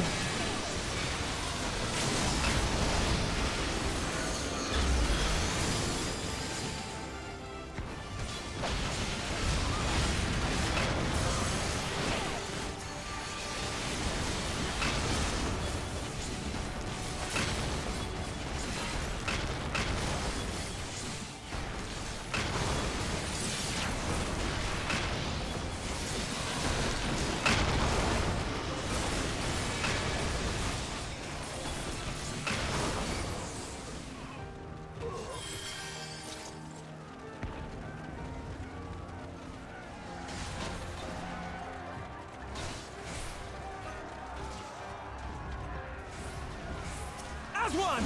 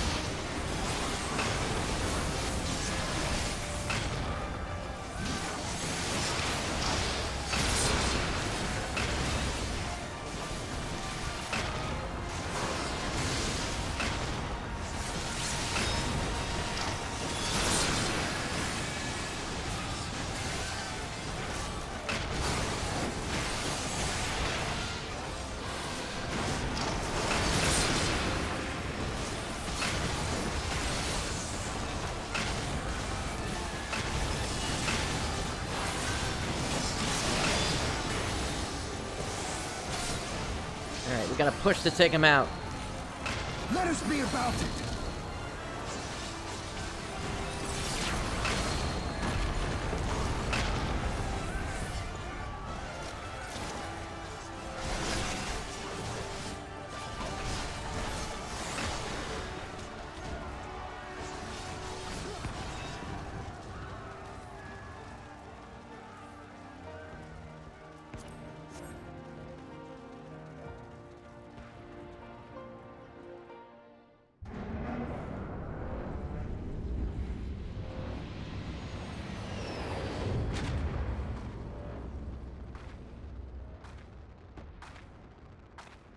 These savages bested our vanguard. Impressive. But in the end, they are only that, savages. Now let us be brief. His radiance awaits.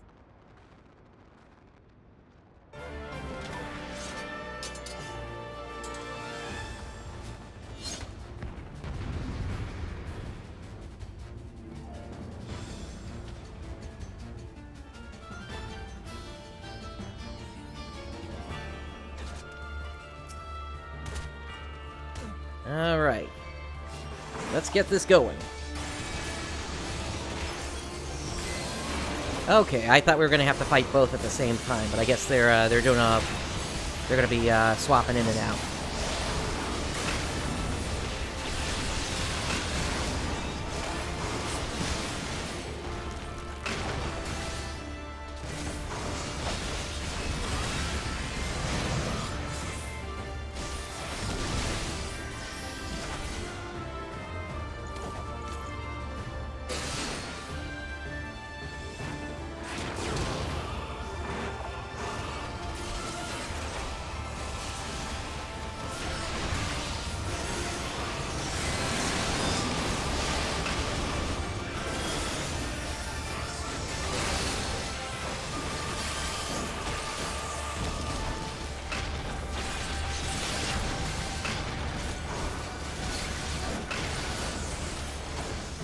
I keep using this Delta Trance attack, but typically Delta, when it comes to attacks in the Final Fantasy series, usually requires 3 characters.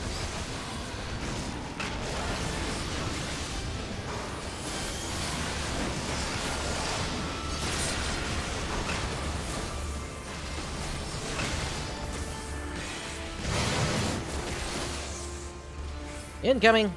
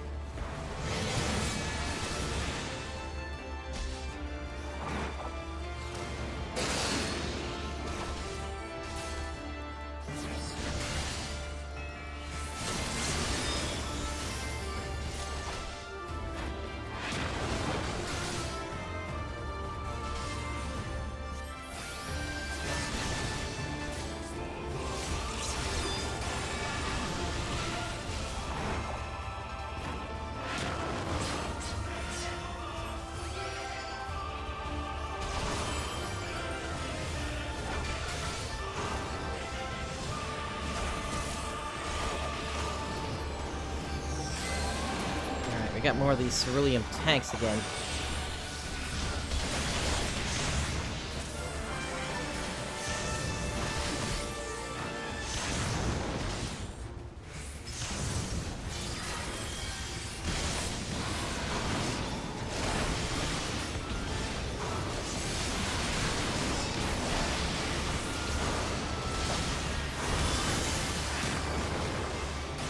This battle definitely keeps you moving around, that's for certain.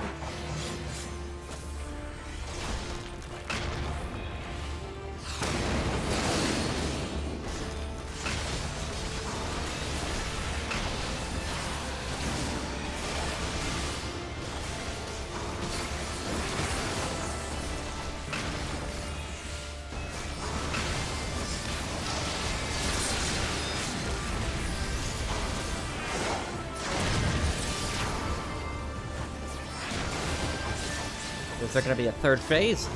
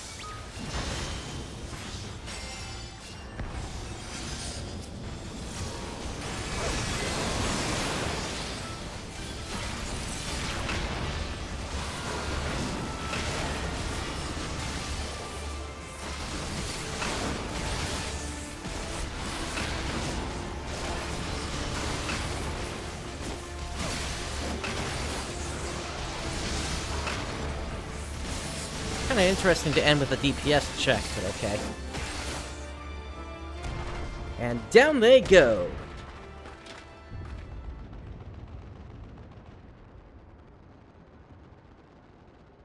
We have served our purpose. Come, we shall withdraw for now.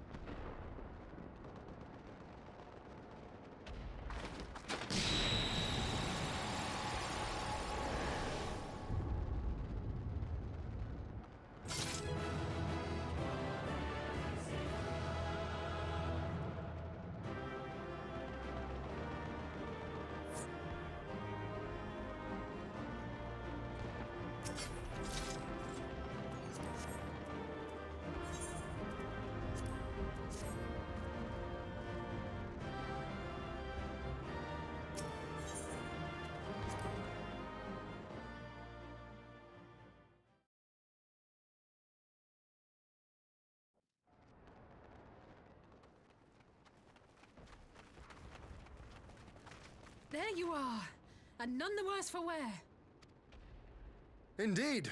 I had hoped we might do more to help, but there seems to be no one left to fight. A tactical withdrawal, perhaps? We should give chase. Finish them off while we have the chance. Imagine the other surprise when they wake to find the war already won.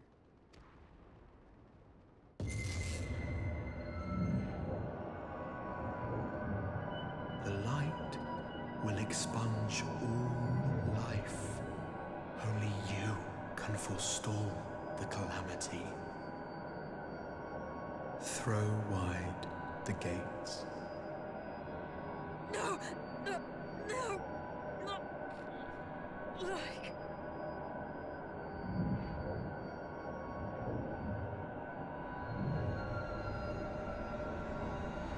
Alisei!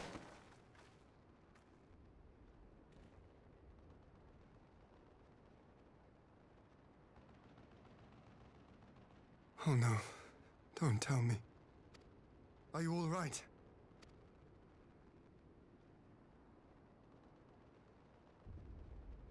Quickly! We must get her back to the encampment.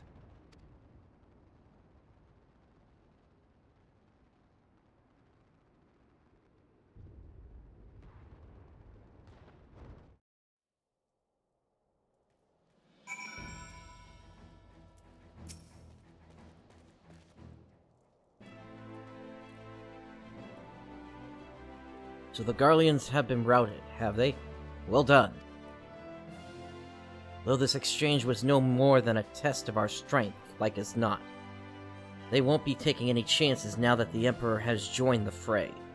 They'll want to take their time, whittle down our defenses. Still, with your help, and that of the Eastern allies, we've passed the first test. Our line is unbroken. As for Alisei, well, she's in good hands over at the infirmary.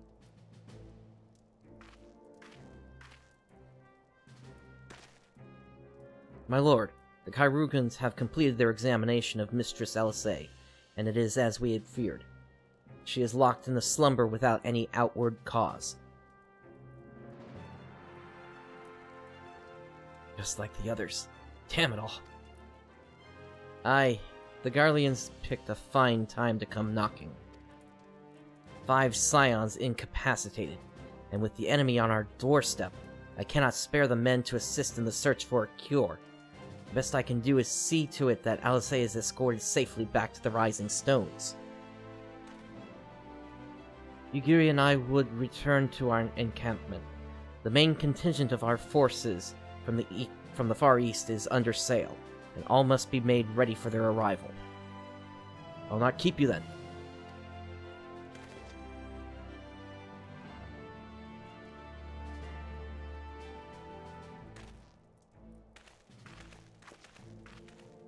Judging by the Garleans' recent movements, or lack thereof, they won't be launching another offensive in the immediate future. You should return to the Rising Stones. Given the plight of your fellow scions, I can understand if you feel on edge, but you'll be no good to anyone without rest.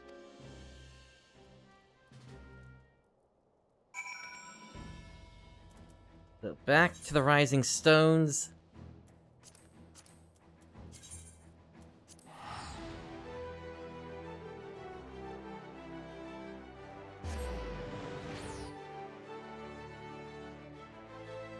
And indeed, really, there aren't that many scions left.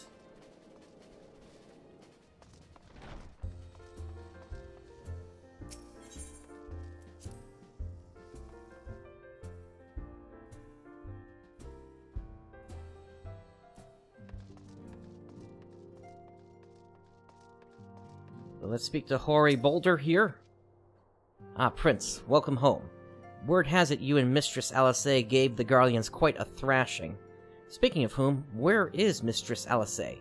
I was certain she would have returned by now.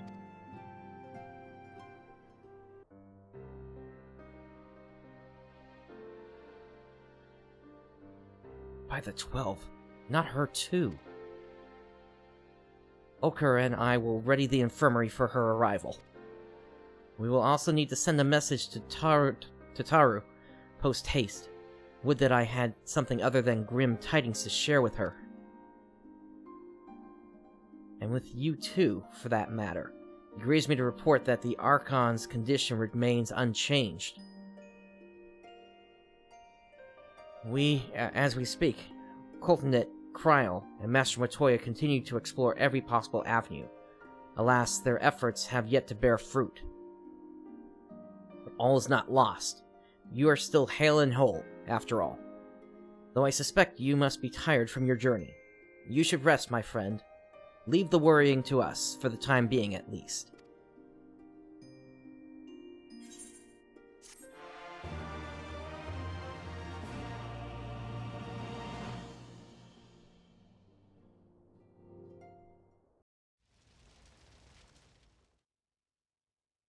Meanwhile, at the border of Alamigo.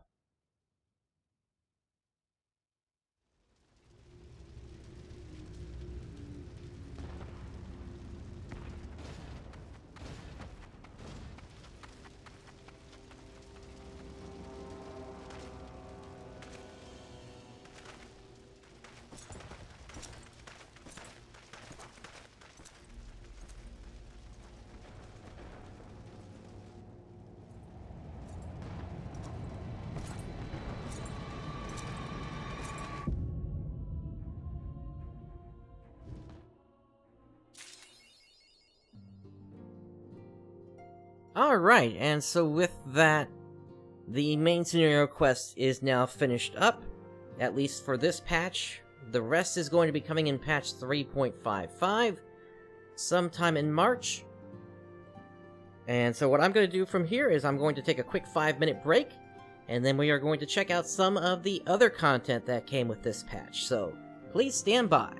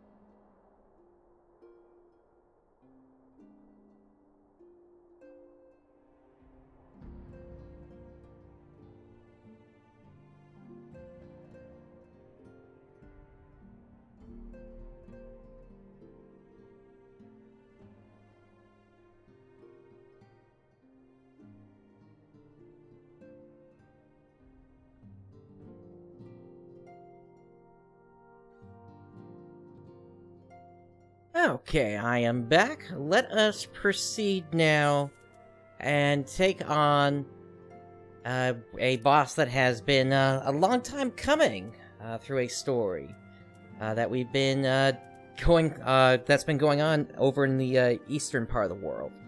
So, to Tamamizu we go.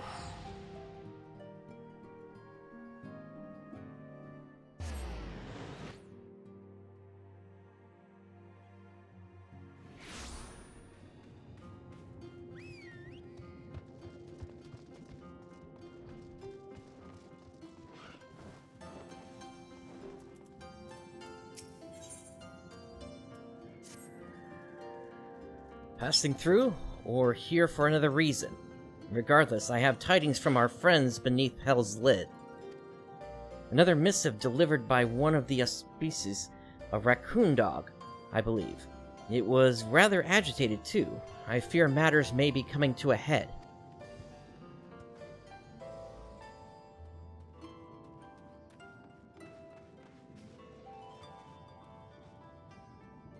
Koryu's wards are on the verge of failure. Return to Reason Temple at once, brave warrior. Worry not for the urchin. I have sent a messenger to her as well.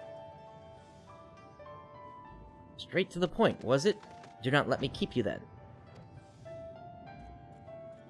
Hey Joey, thanks for joining.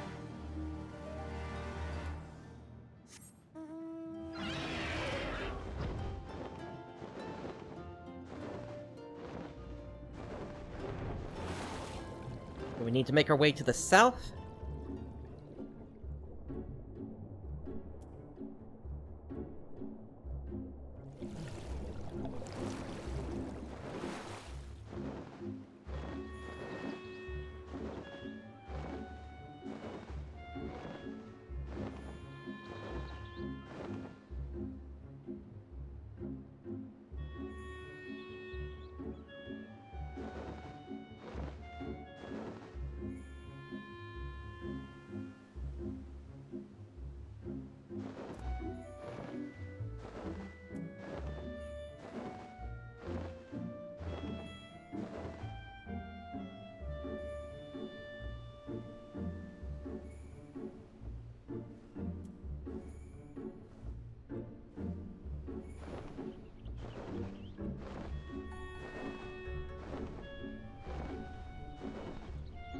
Here we are.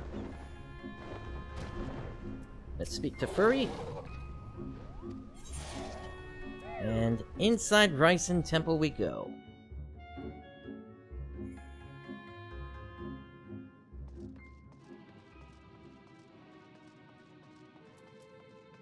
And yeah, that is definitely glowing back there.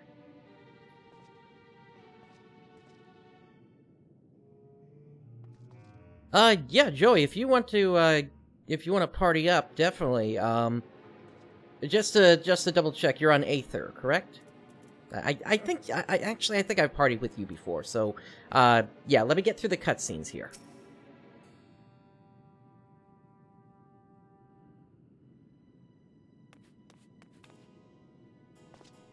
Good, good. Then let us proceed. You weren't exaggerating, were you? About Koryu's wards? Would that I were. Soroban and my comrades are doing their utmost to maintain them for now, but I fear Koryu will not be denied. Even now I do not understand. I was certain we had more time to prepare. Bah, worrying over my mistake will avail us nothing. Only the strength of the four lords united will see us through this crisis.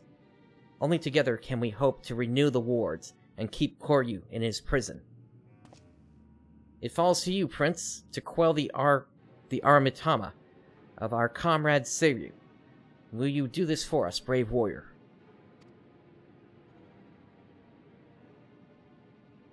I doubted not that you would agree, but am nevertheless relieved. The last of our quartet is perhaps the most formidable among us, for in battle he commands a great host of Shiki. You will see this yourself soon enough, but for now we must wait patiently. Nay, Genbu, You need wait no longer.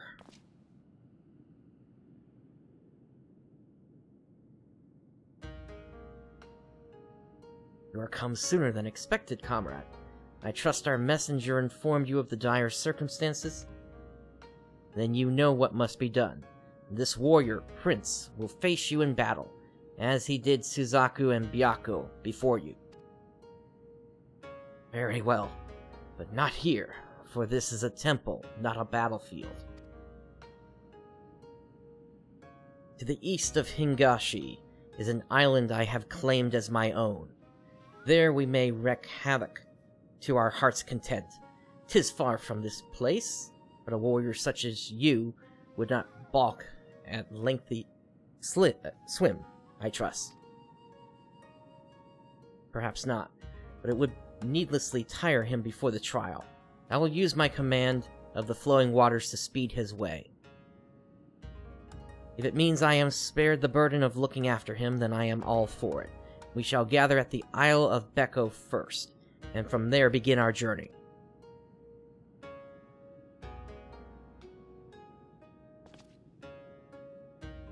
Urchin, while I am away, I leave you in charge.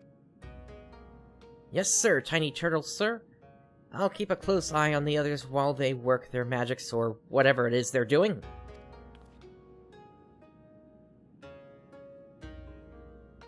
See you later, Tataru.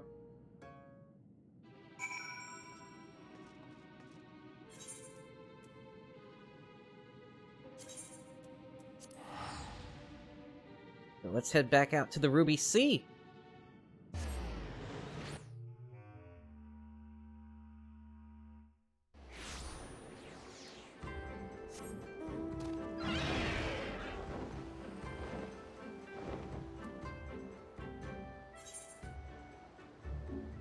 And we're not headed that far here, at least initially.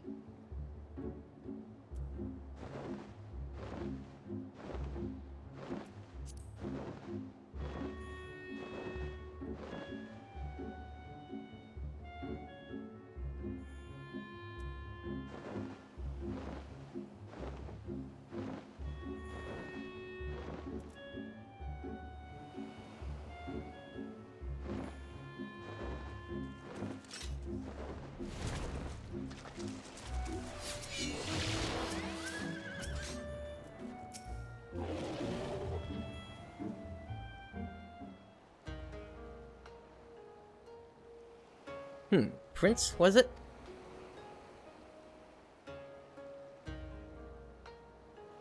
I see why Genbu favors you.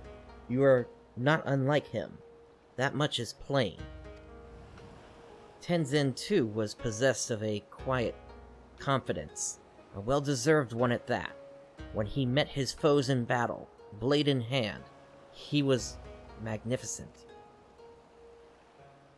As well you should know, having been bested by him in single combat. Which was why you chose to join us, was it not? I vowed to surpass him, and from that day forward trained tirelessly to hone my skills that I might claim victory in a rematch, only to be forever denied the chance when Koryu struck him down. By the time I had become a full-fledged auspice, worthy of the Four Lords, there was no one left to fight. My vow was broken, my purpose lost. Seryu. But the whispers within told me of another. They promised me redemption, vengeance, by destroying the fiend that robbed us all of Tenzin long ago. Whispers? Brother, no, you mustn't. The strength to lay Koryu low can be yours, if you but give voice to me, if you but let me lead the way.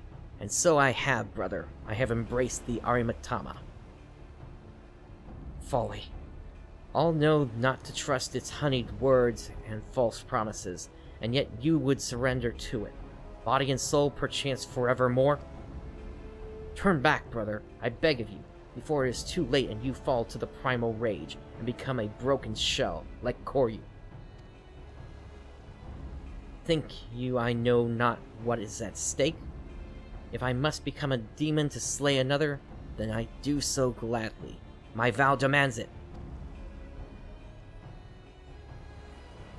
Only by embracing the Arimitama will we ever rid ourselves of Koryu. This I know. You will not sway me from this path, warrior. I will quell your Arimitama one way or another.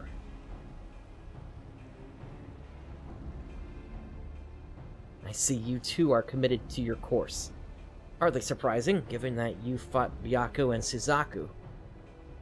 Then we shall forgo further debate, and let the battle determine who is right, and who is dead.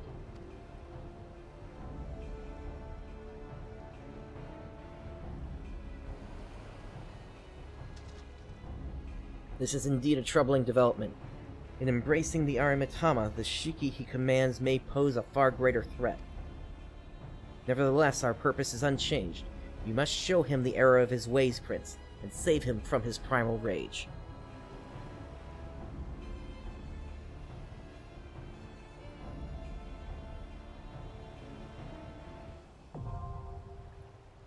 So the Wreath of Snakes is now accessible.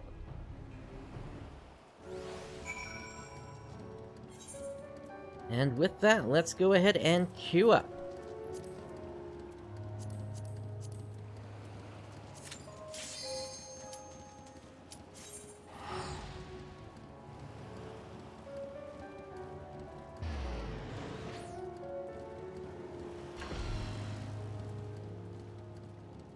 Oh, Joey, I apologize. I really apologize. I just realized we weren't partied yet.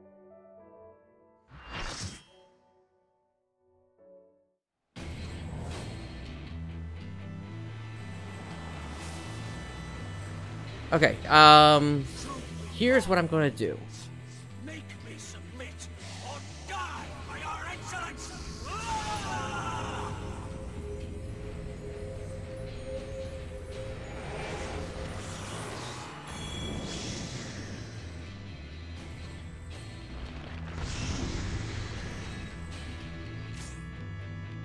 Alright, Joey, here's what I'm gonna do. I'm actually gonna back out of this here so that we can get partied up. I know this is going to hit me with a 30-minute timer, so I have something else that we can do in the meantime until we can actually do this here. Let me first get the party going here. Bear with me for one moment, folks, here.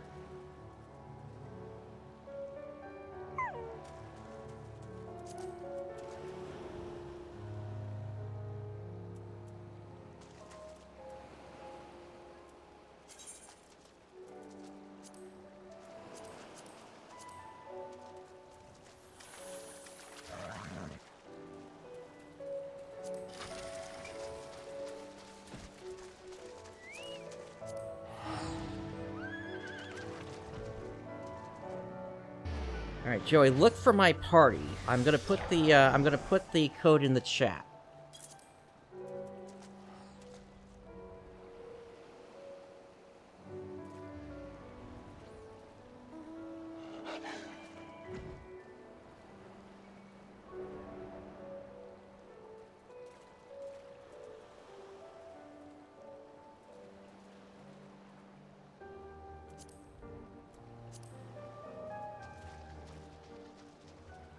Joey, you'll see that you'll see it under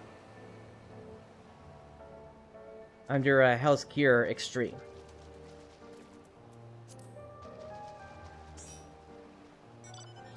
There we go.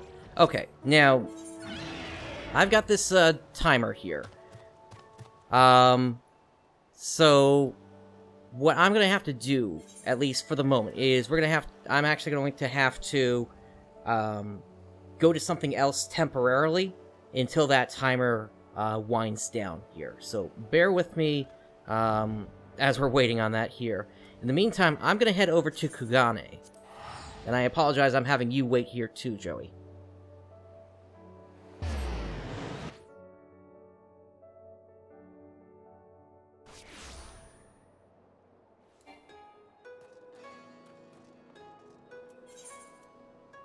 But what we are going to do is we are going to at least start the events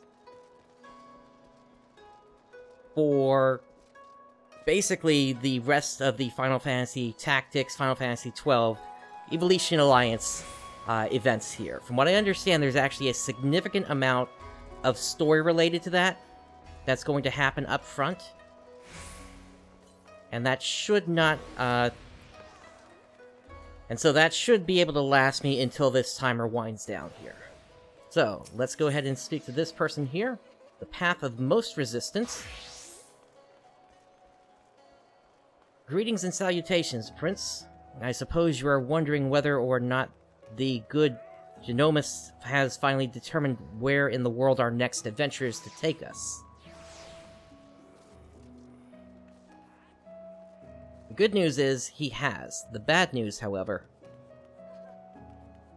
Now, while it is not in my nature to be sensationalist, sensationalism is in my job description. So please bear with me when I tell you not all is right aboard the airship Lexentail. Something about Alma has me deeply worried.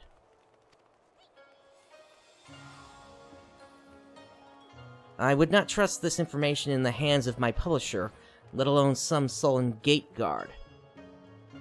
Shall we continue our conversation on the Prima Vista away from inquisitive ears? Let's go ahead and do that.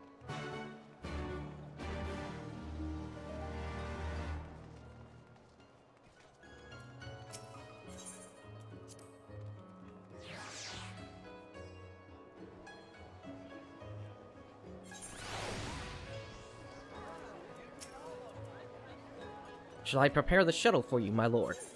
Let us board the Prima Vista.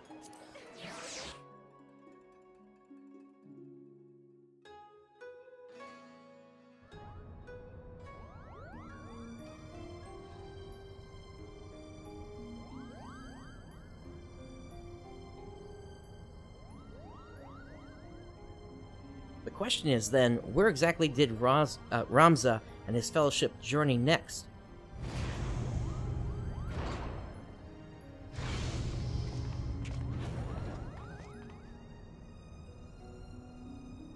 Ah, Prince, to what do we owe this unexpected visit? I had not planned on summoning you for another several turns of the sun.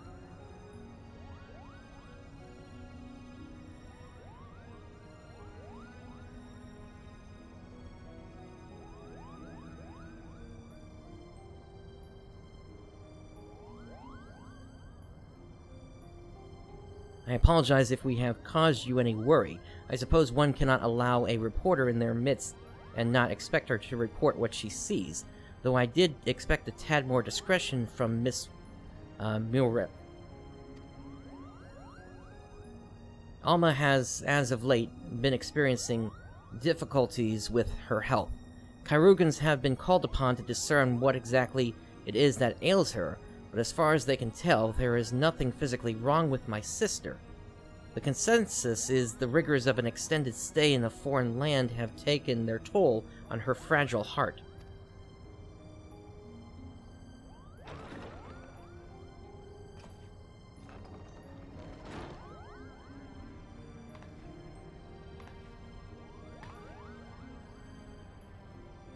Prince, when did you...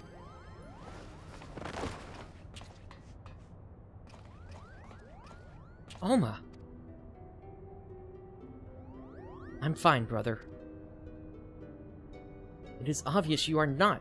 You must return to your chambers and rest.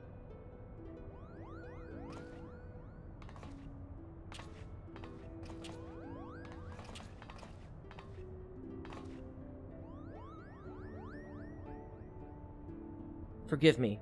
Perhaps we shall speak again once I regain my strength. Until then, please, look after my father.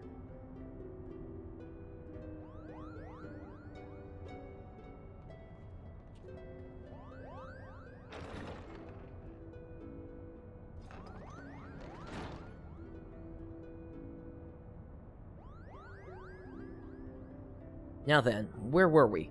Ah yes, the matter of our next expedition.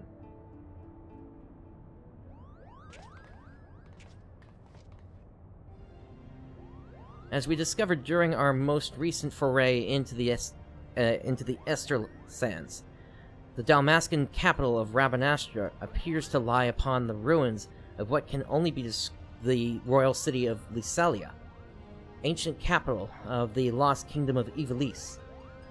Shortly after, we stumbled across remnants of the legendary clockwork city of Gug, cleverly repurposed into a lighthouse overlooking the Ritorana cataract, remnants which now sit suspended above the fathomless chasm. Lysalia, Gug, what have they in common, you ask? I shall tell you. They both appear in my ancestors' account of the rise of Ivalice, the Durai Papers. And with each new discovery, the Forbidden Chronicle is now proving Ivalician legend to be more fact than fairy tale. There's no denying the proof, and it is but a matter of time before scholars and historians from across the realm come to the same conclusions. But as you all are aware, my aim has never been to simply prove the existence of Ivalice. No, I shall not rest till I have revealed the truth of young Ramza's role in King Delita's ascension, and cleared my ancestor Oran Durai of the false accusations made against him by the Church. Should we not see to Alma first?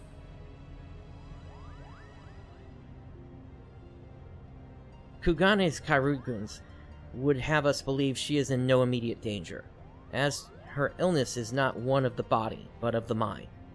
To borrow the words, her spirit is in a state of unbalance and merely requires time to right itself.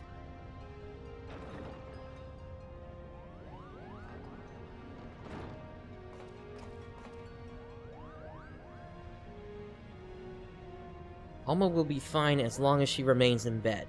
The last thing she needs is any further excitement, especially at the paws of these meddlesome mole bats.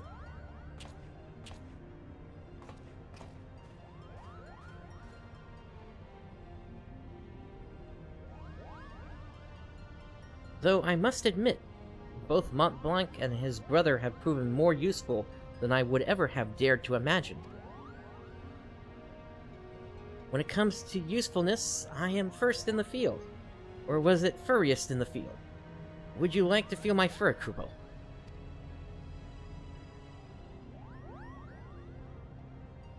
And you wonder why Ramza despises you so, brother? They do all the work, and all you do is just Kupo. Ah, but you are mistaken, Hurdy. I bear neither you nor your brother any ill will. Any further ill will, that is. If anything, I owe you my thanks for your recent contributions.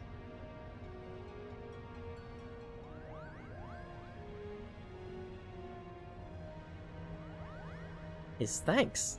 Are you hearing what I'm hearing? What happened to the venom-spitting adder we all used to know and hate? Alma certainly seems pleased with the change, but forgive me for not buying into this all-too-convenient transformation.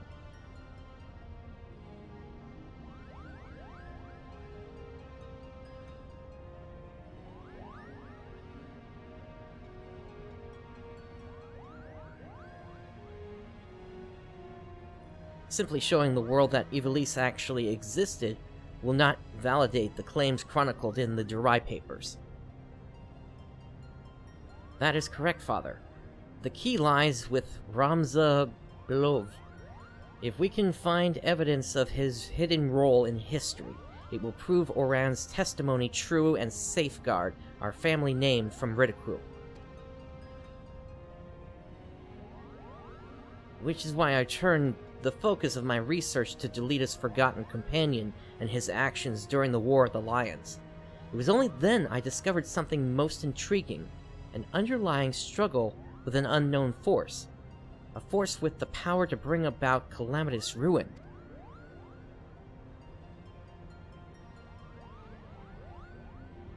Orosite, the twisted abominations we encountered in both Lysalia and Gug, the Lochs. They are born of these unholy crystals.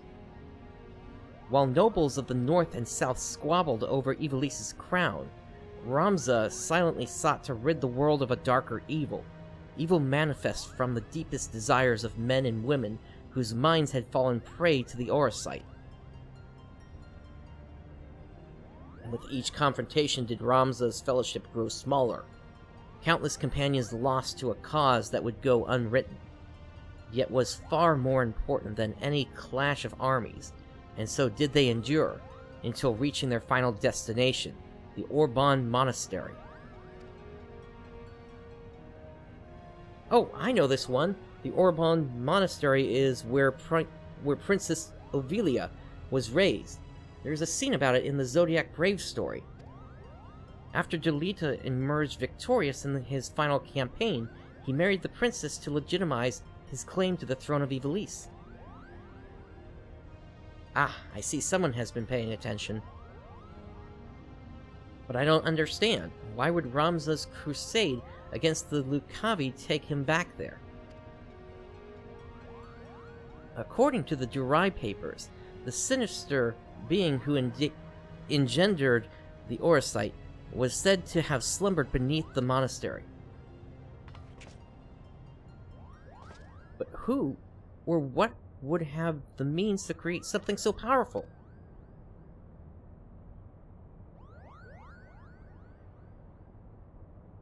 Ultima, the High Seraph.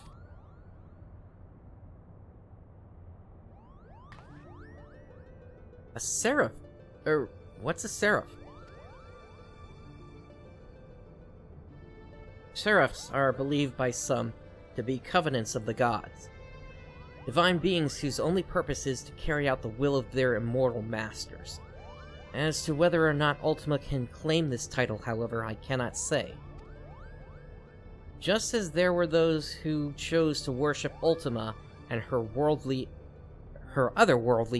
might, there were equally as many who feared the Visitor and her deadly magics, oft referring to her as the Angel of Blood for the carnage left in her wake.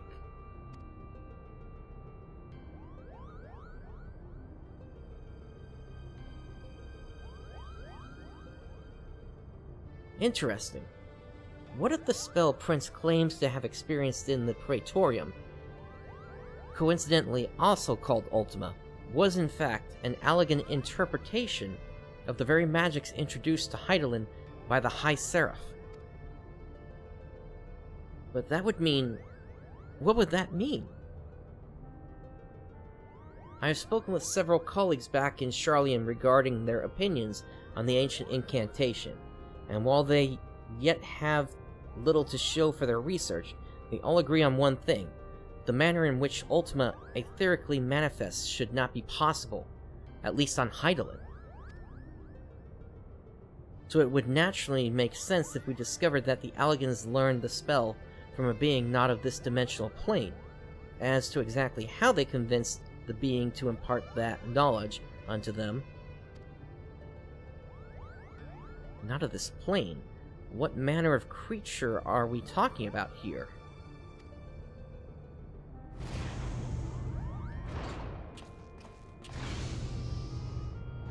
Likely one similar to Omega.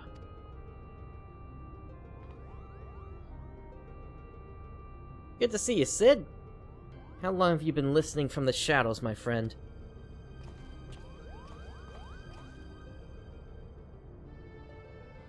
Long enough. I am here to deliver the item Mikoto requested.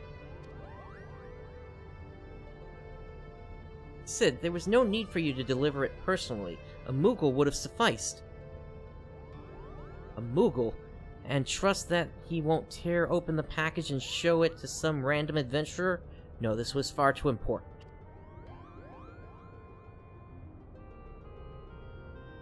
If you two do not mind, the principal was about to tell us how to find the Orban Monastery. Would that I could. You don't know? Then what have we been doing here? At ease, Lady Merla. The Durai papers speak of a cataract situated on the river Zreichel, several leagues southeast of Rabanastre. There supposedly lies the monastery.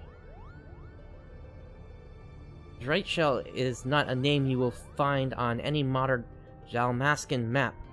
Rivers, however, especially ones as large as the Zeitrel, is established to be are rare in a nation more than half claimed by the sand.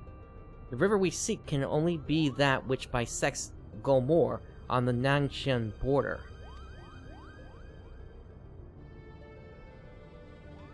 And for that invaluable information, we owe thanks to our brothers Mughal. Their travels have made them veritable authorities on Dalmascan geography. Wait, but earlier you claimed you didn't know the monastery's whereabouts. I'm confused. Its location is not what concerns me, but perhaps the Mughals themselves should explain. Why, certainly. That verdant valley of vines and vipers to which we must voyage next is home to the Viera, and therein lies our little problem. The one thing the Viera do not suffer is trespassers, not even lovable Mughals, Kupo. Our glamours kept us hidden long enough to see the jungle was teeming with ruins much like those we discovered in Lysalia and Goog, but the Viera trackers eventually found us and took us before their elders. We barely escaped with our palms, Kupo. But that is why we are all still here talking, instead of bound for the border. There are Viera who have spurned that strict code of their tribes, abandoning their people to come and live in the cities of Dalmasca. Finding and recruiting one to our cause might provide us with insight into how to reach the Orbon Monastery ruins. Unfortunately, the nation's current turmoil has not made it easy to accomplish this task. We still require more time.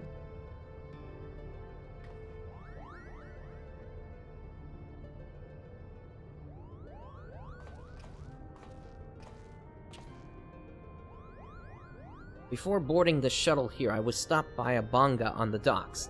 He asked me if I knew a PrinceBrightstar, and bid I deliver him a message.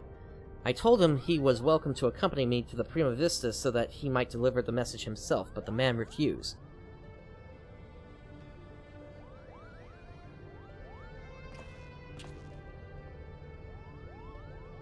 Mikoto, I saw this device crafted to your exact specifications, but cannot guarantee that it will function as intended, seeing as I had nary a subject to test it on.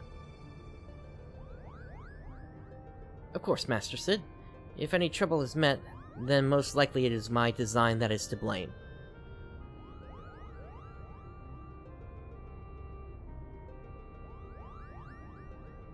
Your confidence in my craftsmanship is flattering, but you sell yourself too short, my dear. Here's to your success. Good day.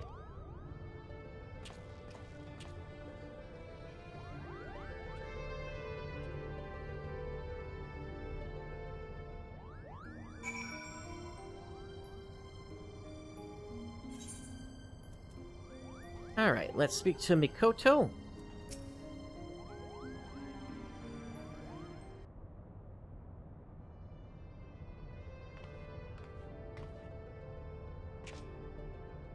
I sense that you are interested in the package Sid delivered.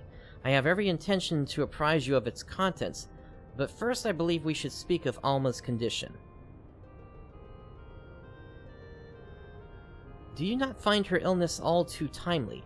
Genomus and Ramza would like to believe that their bouts of vertigo are not but a result of mind fatigue. But the answer is clear. It is the Auracite that plagues her. Alma recently confided in me that she would hear her father speaking with the Otius, well before even his first foray into Rabanashta. However, I do not think this entirely true.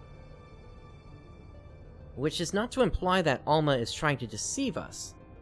Rather, I think she saw something that led her to believe her father was conversing with the Auracite. Moreover, I suspect that it was the Auracite itself that granted her this vision. You recall my hypothesis on distinct frequency NRR-type harmonic vibrations and their tendency to promote ethereal amplification, or when I mentioned that despite being in the principal's possession for an extended period, the Odious exhibited none of the imprinting present in the Duma, no? The Odious has never resonated with Genomus.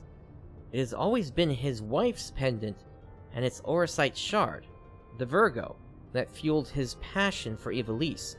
No, the Odious is bound to Alma's deepest desires, whatever those may be.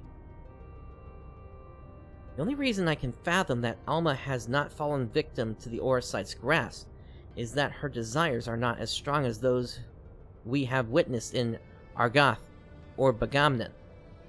That and the ethereal interference caused by other nearby shards. I have explained all of this to Alma and recommended that she destroy the necklace. Yet not only did she refuse, but she begged me to keep this revelation from her father.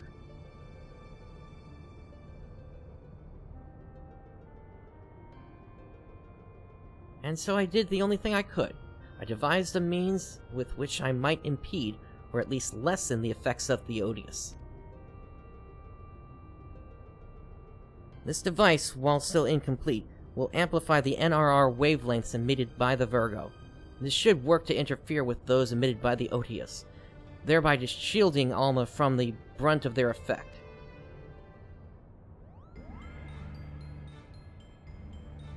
The city below is all abuzz with word of a Bangan brigand loitering about the airship landing. Do you think it could be someone we know, Kupo?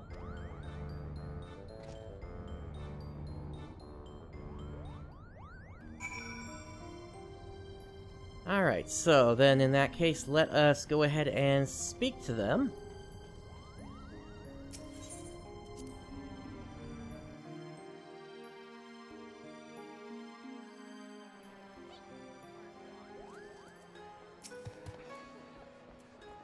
Apologies, Prince, but I needed to speak with you, and you alone. Oh, don't mind me, Kupo. I'll just be floating over here in perfect earshot. Why you... What makes you think I won't lay you low right here, right now? Because we're here to offer you a proposition, that's what. We need information on the Golmore jungle, and thought a man as well-traveled as you might be persuaded to provide some. Golmore, you of all creatures should know that is Viera land. What are you offering then? Why, the opportunity to tell us what you know. Genomus believes our next adventure lies beneath the jungle canopy, Kupo. I should have expected as much. Very well, Prince. I came to ask if you would meet someone. Now it seems that someone may be able to assist Genomus as well. Seeing as you and the principal did right by us, I do not see a reason why I cannot take both of you. Okay. Let me know when you are ready to depart for Rabanastre. We will travel in our airship. The Prima Vista would draw too much unwanted attention.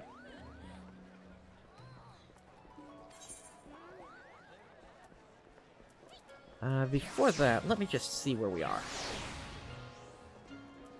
Looks like this is down to about 5 minutes here now, so let me start to make my way back over to where that event was going to take place here, and we will we'll get queued up once that timer runs out here. So, to the far east, to Onokoro.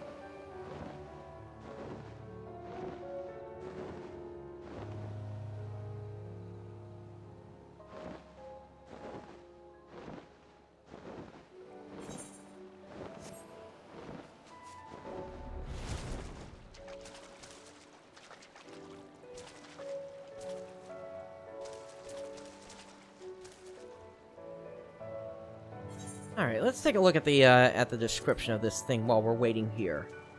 Having quelled the raging Arimatama of the fearsome Byakko and the fiery Suzaku, the time has come for you and yours to confront the fourth member of this legendary band of heroes, Seiryu. Have no doubt that his trial will prove every bit as challenging as his comrades, for not only must you contend with the Auspice himself, but his host of minions as well. Okay, and this has a minimum item level of 365.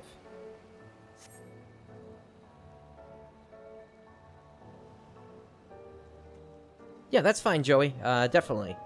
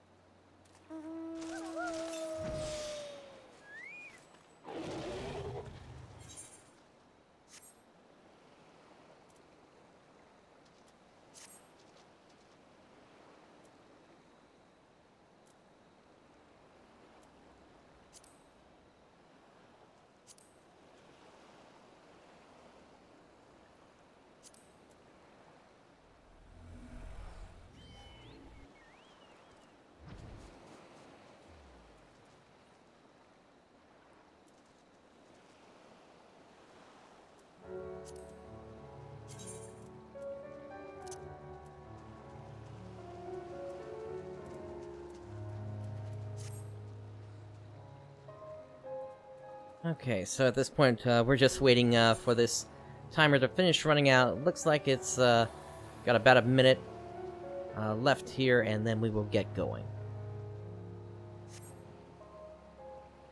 In the meantime, let's speak to Genbu real quick.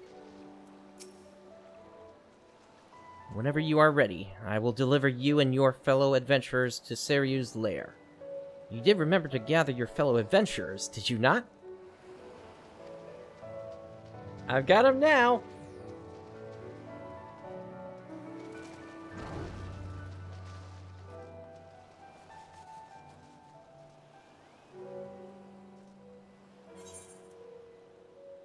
Alright, looks like we're ready here, so let me just do a ready check.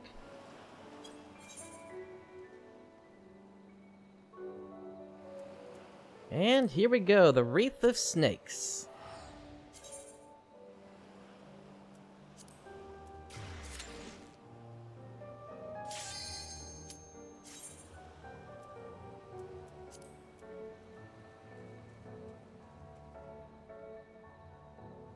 Once again, thank you for waiting, Joey.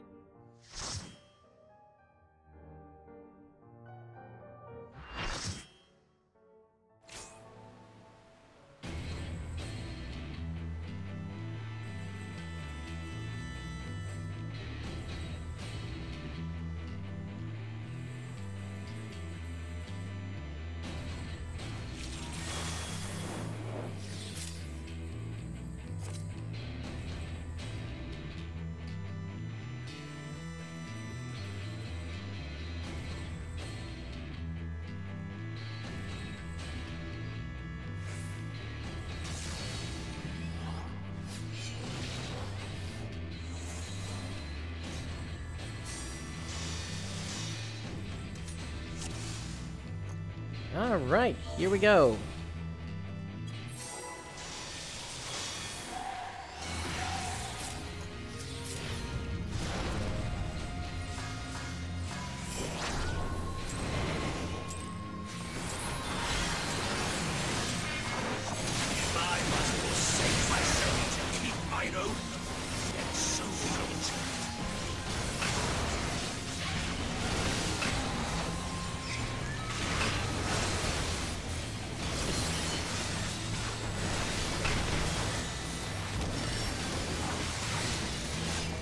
element. Maybe down a smoky path?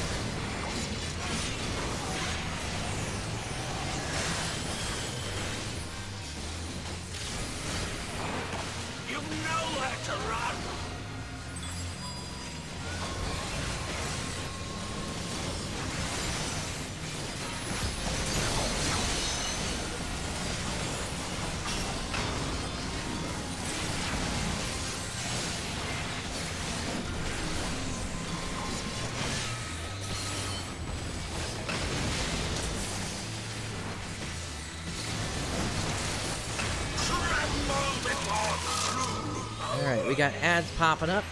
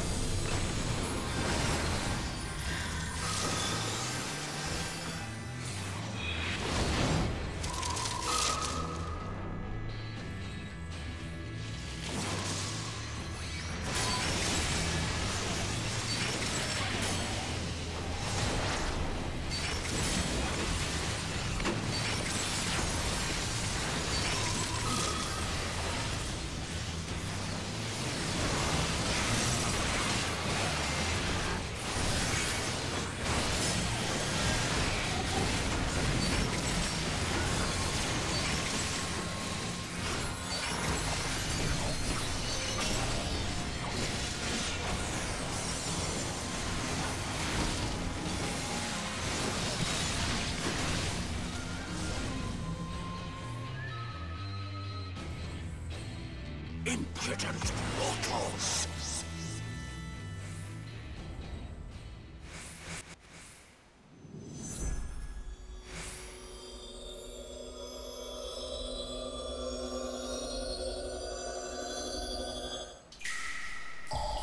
Grant me the strength to smite mine enemies!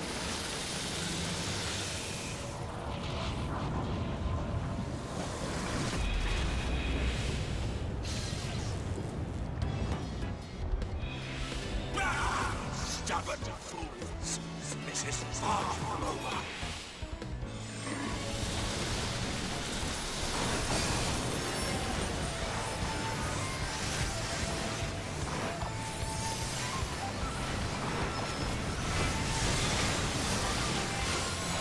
So it looks like we gotta keep ourselves on the platform as best we can here. Bless us, thy flesh! Show them their folly!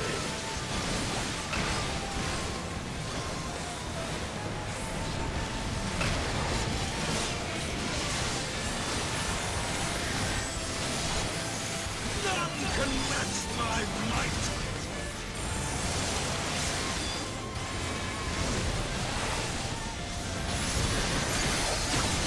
Oh, that's a big guy.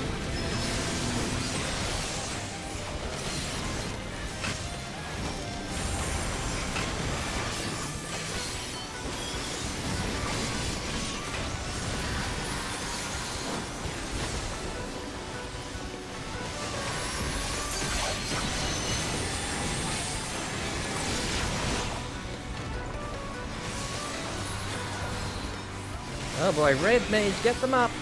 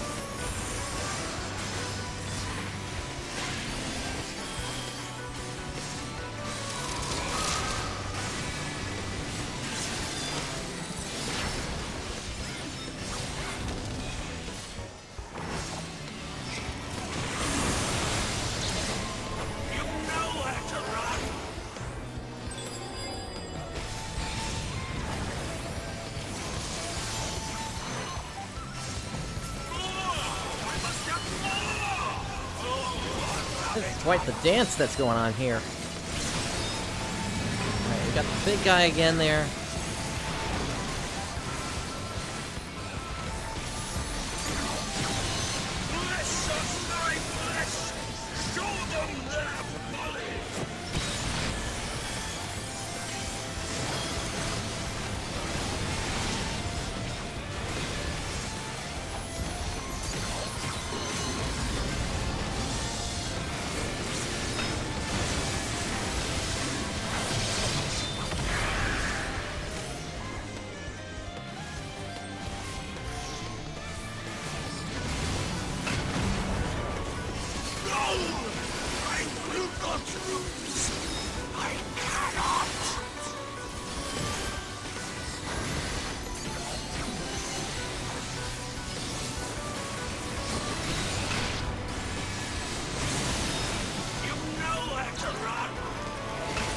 Almost done.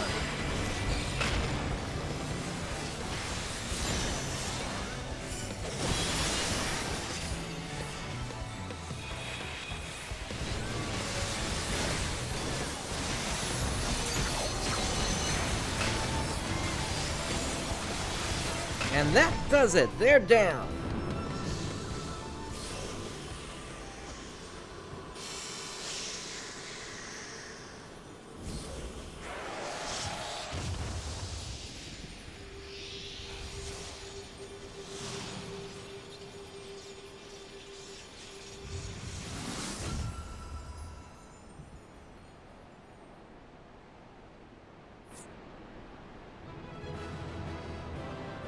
I love it when it's one and done.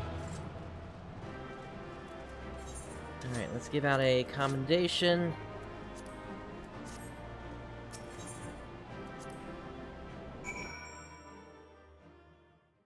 And Joey, thank you for joining me. At this point, I'll go ahead and disband the party.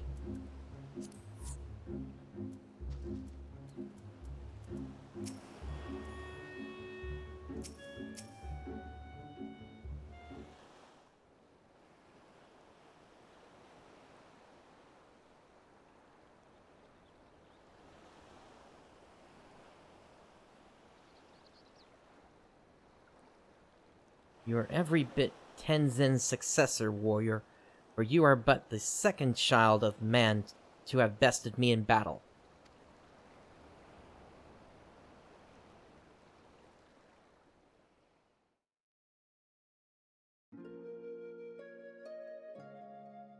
Once, I would have never thought it possible, when I was no more than a mere serpent blessed with the good fortune to be born on an island, where the people held us in the highest.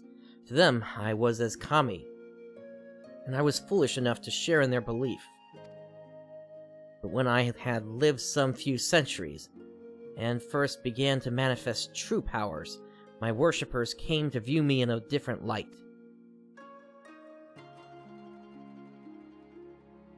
When they were visited by calamity, they mistook me as the cause, and so in place of traditional offerings, they brought me the flesh of their flesh.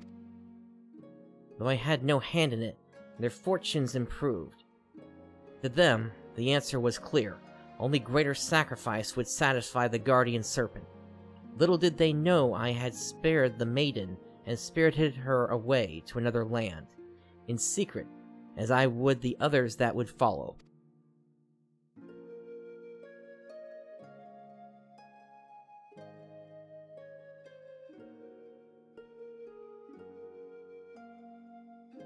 Nevertheless, the belief lingered, and soon the guardian serpent came to be regarded as a malevolent demon, and my worshippers became my decriers. They tempted sellswords with Koban to come and slay me, the poor fools. So began my days as a hunted kami. I dispatched them every time, though I took little joy in it. And then one day, a man unlike all the other appeared before me, a samurai in the company of beasts. Tenzin and I fought. He won. The fallen kami had had at last been bested by a fortune-seeking hunter. I could not help but chuckle as I closed my eyes and awaited the inevitable blow.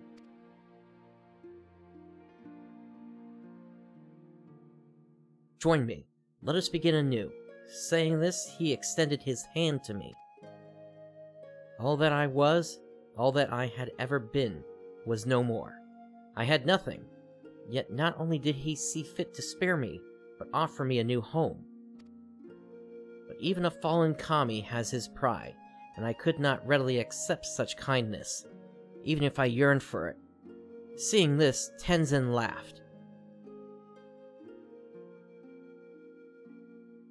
Then earn it by growing stronger, and in turn using that strength to help others, as you have been helped. Become more than you are, and more than me. Thus did I vow to devote myself to becoming an auspice worthy of man's worship and admiration. Become a magnificent dragon that would safeguard his chosen.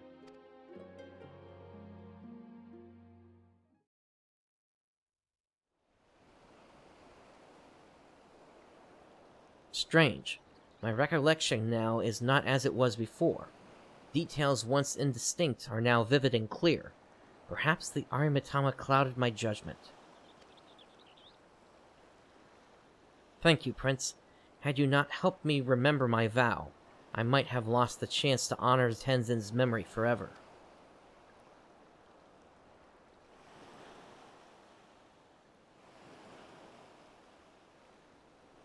Wait, where is Genbu? Has he returned to the temple without us? This bodes ill.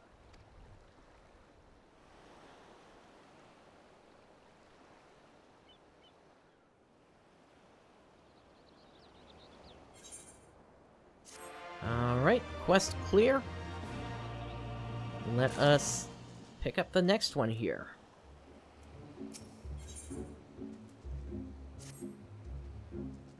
If Genbu left without us, then it can only mean that Koryu's return is imminent. Come, we must rejoin the others at Risen Temple.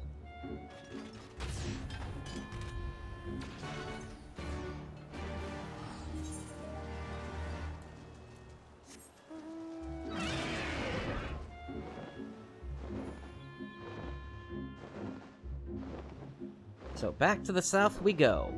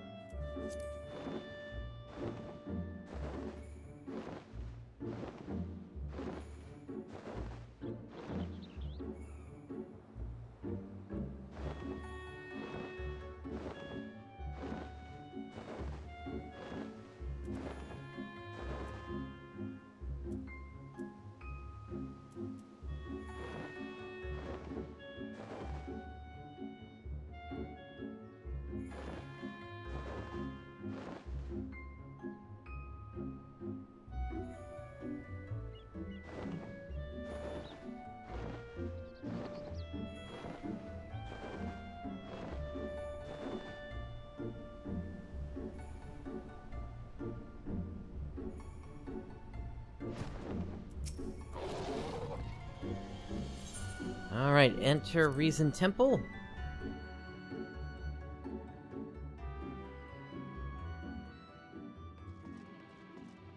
And let us speak to Genbu.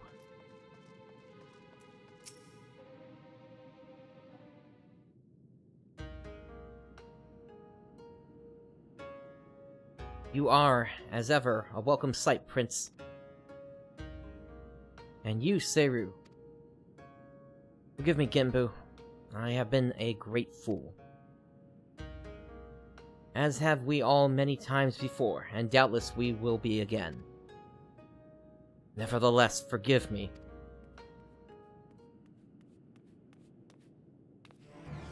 The wards are at their limit. You've got to come right away. Then it is well that Seiryu has returned to the fold, for now we four lords may bring our united powers to bear against our foe. Your part in this is finished, my friends. Now you must go. Should we fail in this final endeavor, then the temple, nay, the whole of the Ruby Sea may be consumed by Koryu's wrathful fires. Don't be stupid. We came to see this through to the end, and we'll do just that. That's the Scion way, right, Prince? We ain't getting out of here.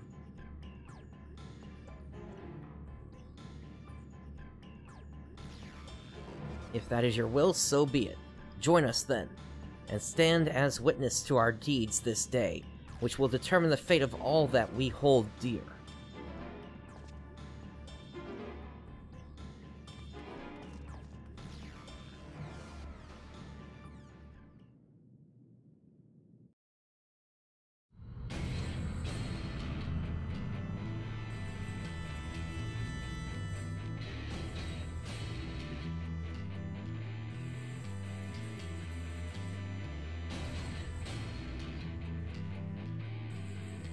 Hold nothing in reserve. Summon all your strength.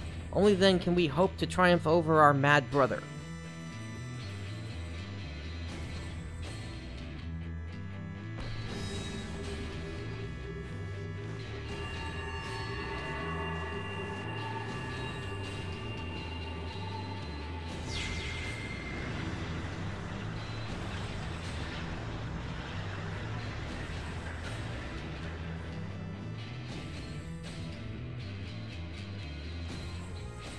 It worked! I can feel it. The wards are mended, strengthened.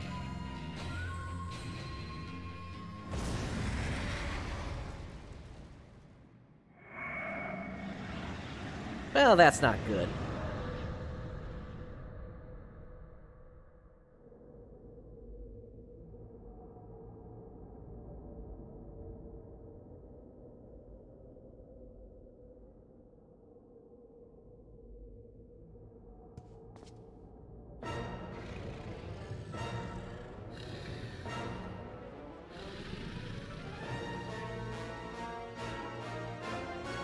Oh, you have got to be kidding me! I've already got him as a mount. No. Even now, after everything we have endured, everything that has made us stronger, how can we fail? All shall burn!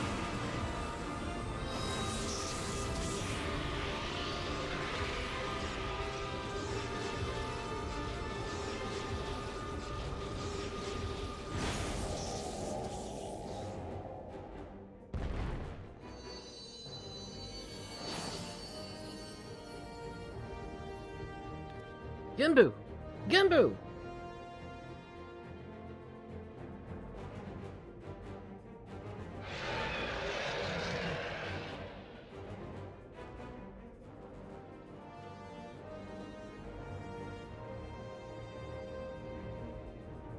It will be impossible for us three alone to bind him, but we can hold him at bay for a time.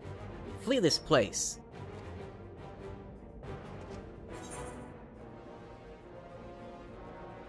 Maybe you cannot bind him, but together we can defeat him.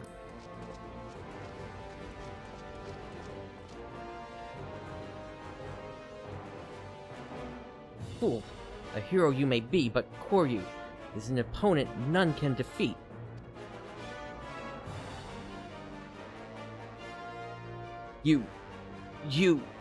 I killed you once before, Samurai.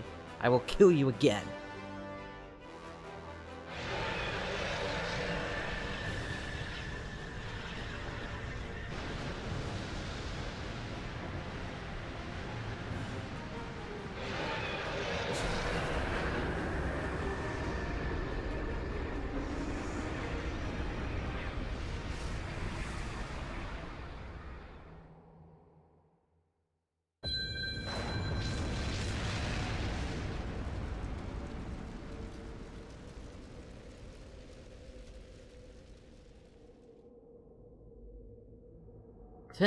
Tenzin!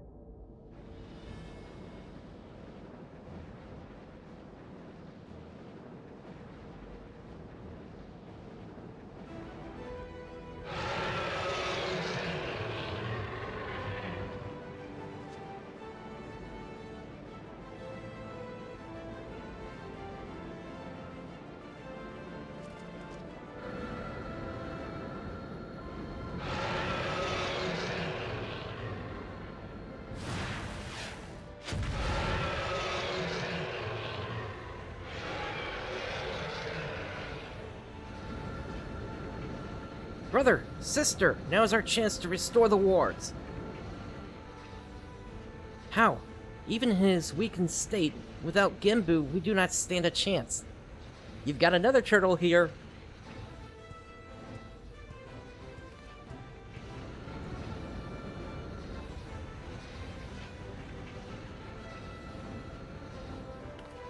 Soroban, come away from there before you get hurt. If I do not act, then our lives are forfeit anyway. Ours and everyone else is in the Ruby Sea.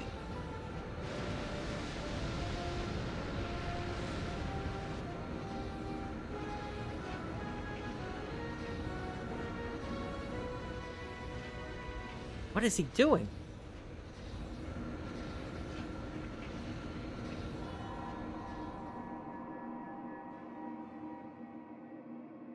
This is the ritual he performed incorrectly before, when he summoned a great tortoise kami into his body.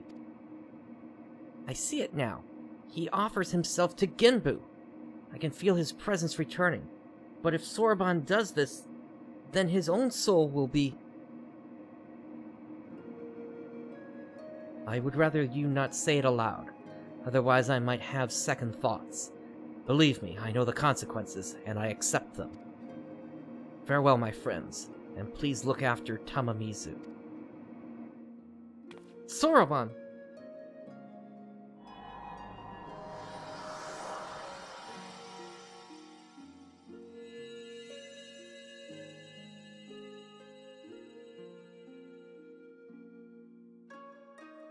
Worry not, Soroban. We will not let it be for nothing.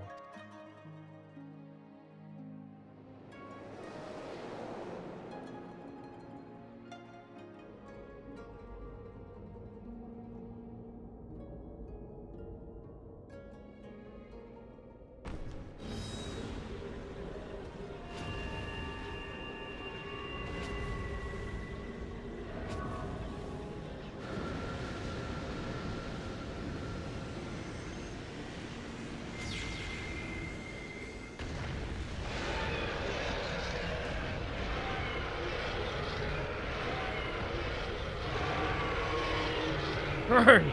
Burn! All shall burn! Perhaps one day, many thousands of years from now, but not this day. Begone!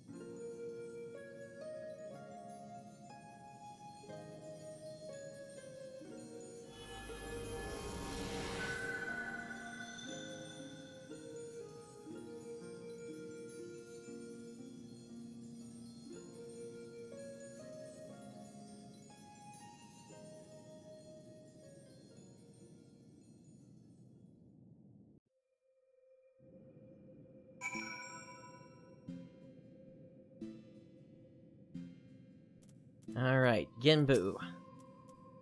Oh, my beloved Tenzin.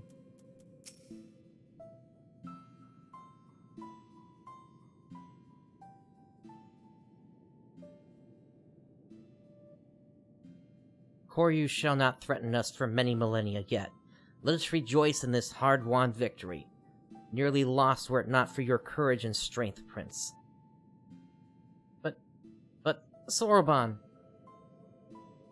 You want to tell Bunchin, or should I? Tragic though his sacrifice was, it was not in vain. Let us not mourn his death, but honor his memory. Death? Memory? What in the world are you on about? Soroban yet lives. Let me guess, in our hearts or some such? Honestly, if you're going to try and comfort us, you could at least do better than offer trite cliches. Don't tell me the two minds have merged or something there.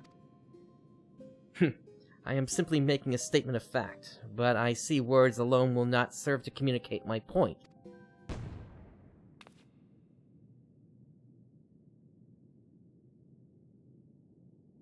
And there they are.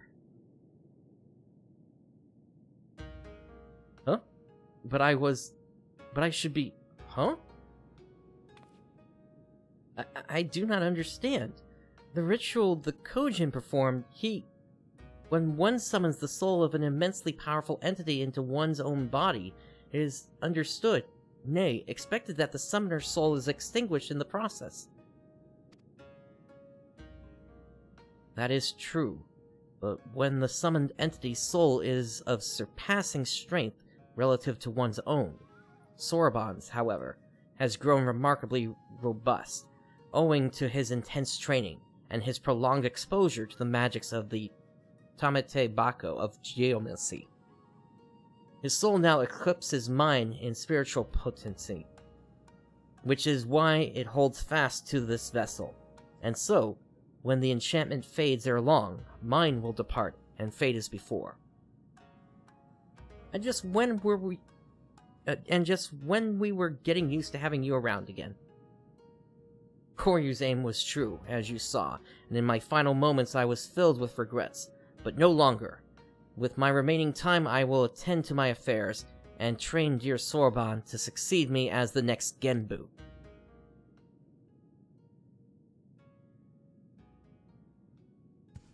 Wait, me? The next Genbu? The four lords are ever needed. You have both the strength of will and character to succeed our elder brother. Would you all not agree? I think he more than proved himself when he stood his ground against Koryu. Still, it should be a unanimous decision. Byakko? As you say, he faced certain death without hesitation and embraced sacrifice for the sake of others. I should be glad to welcome him to our fellowship. If that is how you all feel, then I am certainly in no position to refuse. I will do my best to live up to your expectations. Give an helm, and they'll take 'em all. I swear.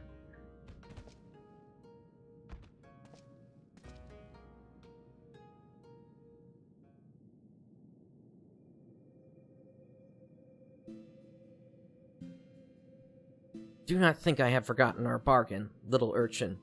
Great feats demand consummate rewards, and we are auspices of our word. It's about time! Did you hear that, Prince? It's treasure time! While we see to the preparations, perhaps you could spare a moment for my dearest comrades? With our troubles at an end, we may be parting ways soon. And so this might be the last opportunity you have to speak with them for quite some time.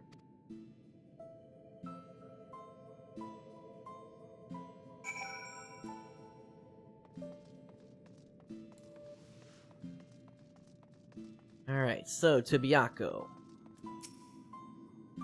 With Koryu imprisoned once more, my comrades and I are free to watch over these lands as before, as is our duty. And when the wards falter once more, we shall again gather our strength and beat back our mad brother's assault, together with noble Soraban, a worthy successor to the fallen Genbu. For now, however, we may enjoy a welcome respite, a peace we owe as much to you as anyone else, I should think. I see many battles ahead of you, for like Tenzin, you are not one to rest on your laurels. This much is plain.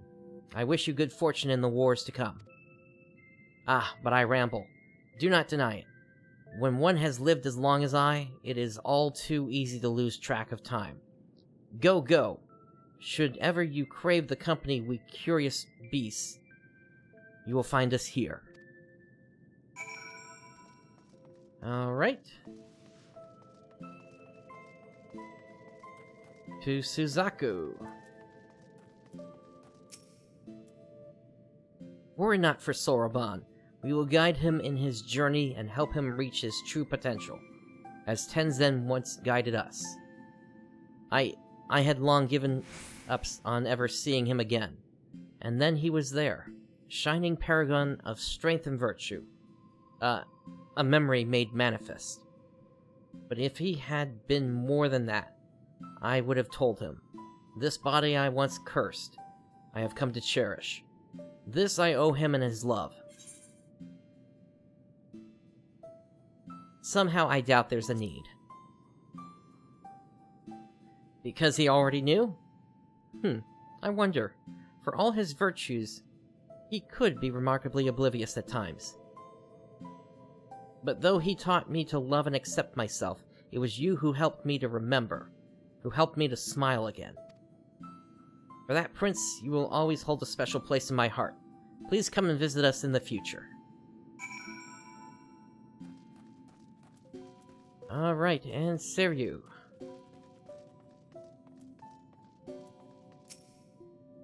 At first I thought he was a figment of my imagination, but he was real enough. How or why I know not, but a possibility springs to mind. When Tenzin was mortally wounded by Koryu, he used the last of his strength to seal him within the sacred crystal. The original wards were born of his flesh, his very essence, an act of desperation. I once believed, but now I wonder, was it in preparation for this very day? But even if it had been part of an elaborate plan to preserve his soul as a final defense, his strength alone would have never sufficed. Nay, he needed another warrior possessed of tremendous potential, like himself, one blessed with a singular power to whom he could bequeath his own. He knew another would come, you see, another hero the likes of which the world so rarely sees. Thousands and thousands of years ago, he foresaw your coming. Bah, clever bastard, putting me to shame with his strength and wisdom both, and still he denies me my rematch. But at least I still have you, Prince. Live long, for I am not finished with you yet. We will fight again, and I will win. Without turning to the Arimatama, you may be assured.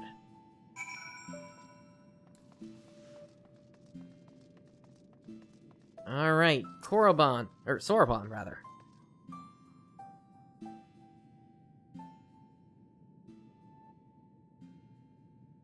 Come and claim your reward, honored friends.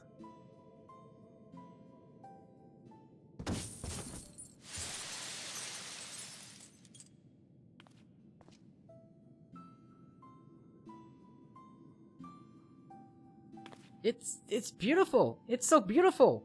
More than enough to make up for 1,000 of Alphino's reckless purchases. A fitting reward for saviors of the Ruby Sea. To be honest, I was half expecting another terrible joke, but you really followed through. Getting this home is going to be no easy task. If transportation is a concern, we would be happy to deliver it to a destination of your choosing. Really? Just like that? In that case, the Ruby Bazaar in Kugane? If it's no trouble, that is. None whatsoever. Every member of the collective should be glad to lend a hand.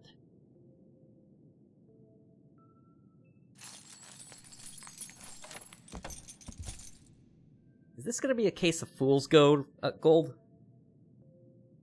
And with that, I take my leave. So Sorbonne, will you really stay here and not return to Tamamizu? Well, I did agree to become the next Genbu. For the duration of his training, I would have him remain here. It will be a long, hard road, believe you and me, and I intend to spend my remaining years guiding him, all 500 or so. And there you have it. I hope I can impose upon you to deliver Bunshin the news. Wait, 500 years? As in, you will be here for another 5 centuries? I thought you said the enchantment would fade ere long. These things are relative. And what's with that tone of yours, anyway? You should be honored to be the beneficiary of my sage tutelage. Foolish turtle. You're a turtle too!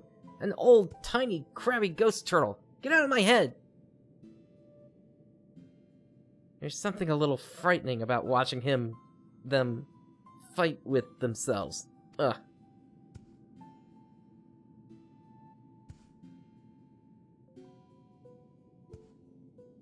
Maybe we should leave them alone for a while.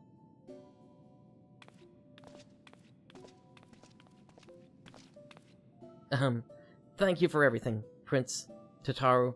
Safe travels.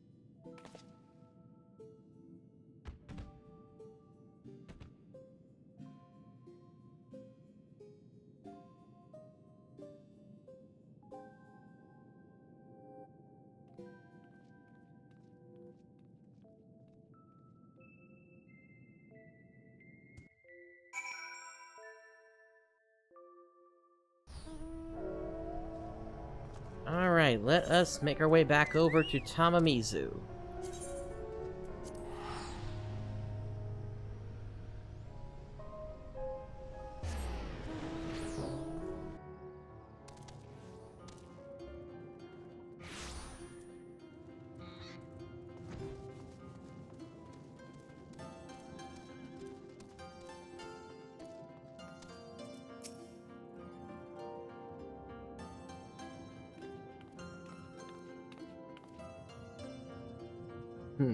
I sense you have reasons other than the usual for this particular visit. Might it have something to do with Soroban? I beg your pardon? Soroban is to become the next Genbu? I will not feign understanding. However, this extraordinary state of affairs came about is utterly beyond my ken. As unbelievable as I yet find it, though, I have no doubt that you speak true. Soroban's had an incredible string of bad luck. Succumbing to the Arimitama, becoming a giant tortoise, and now this. On the other hand, he could have refused, and instead agreed to take on this responsibility. So we may as well support him, don't you think?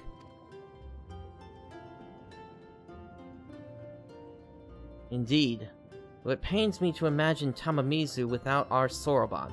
It fills me with pride to know that a Kojin of the Blue has been granted this great honor. We shall pray for him, that he may rise to the occasion and serve as a benevolent guardian to all who call the Ruby Sea home. Thank you for helping him find his true calling, my friends. Oh no, the pleasure was all ours, and the profit. I am not sure I take your meaning, but I appreciate the sentiment. But if I might ask a final favor, would you be so kind as to look in on him from time to time? Just to see that he's getting on alright. Of course!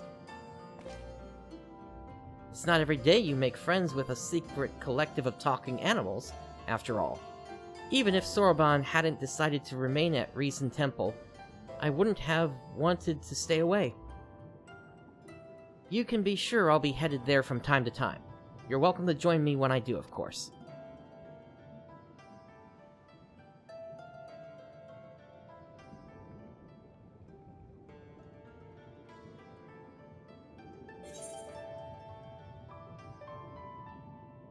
Okay.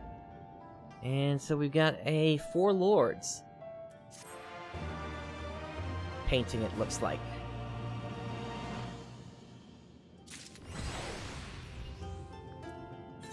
Alright, so with that, let's make a quick stop over at my place.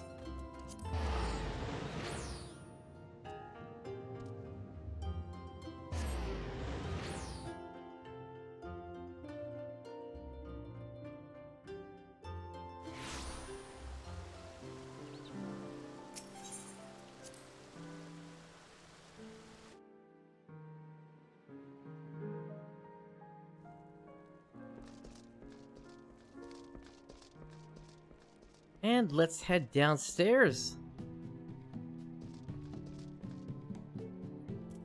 I think this'll be good.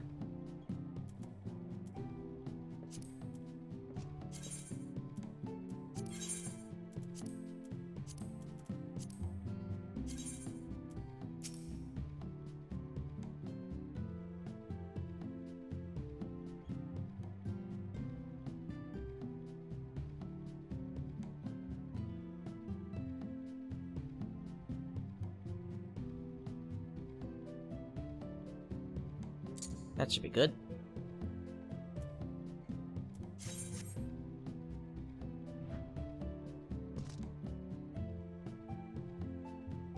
Has a nice look to it, that's for certain.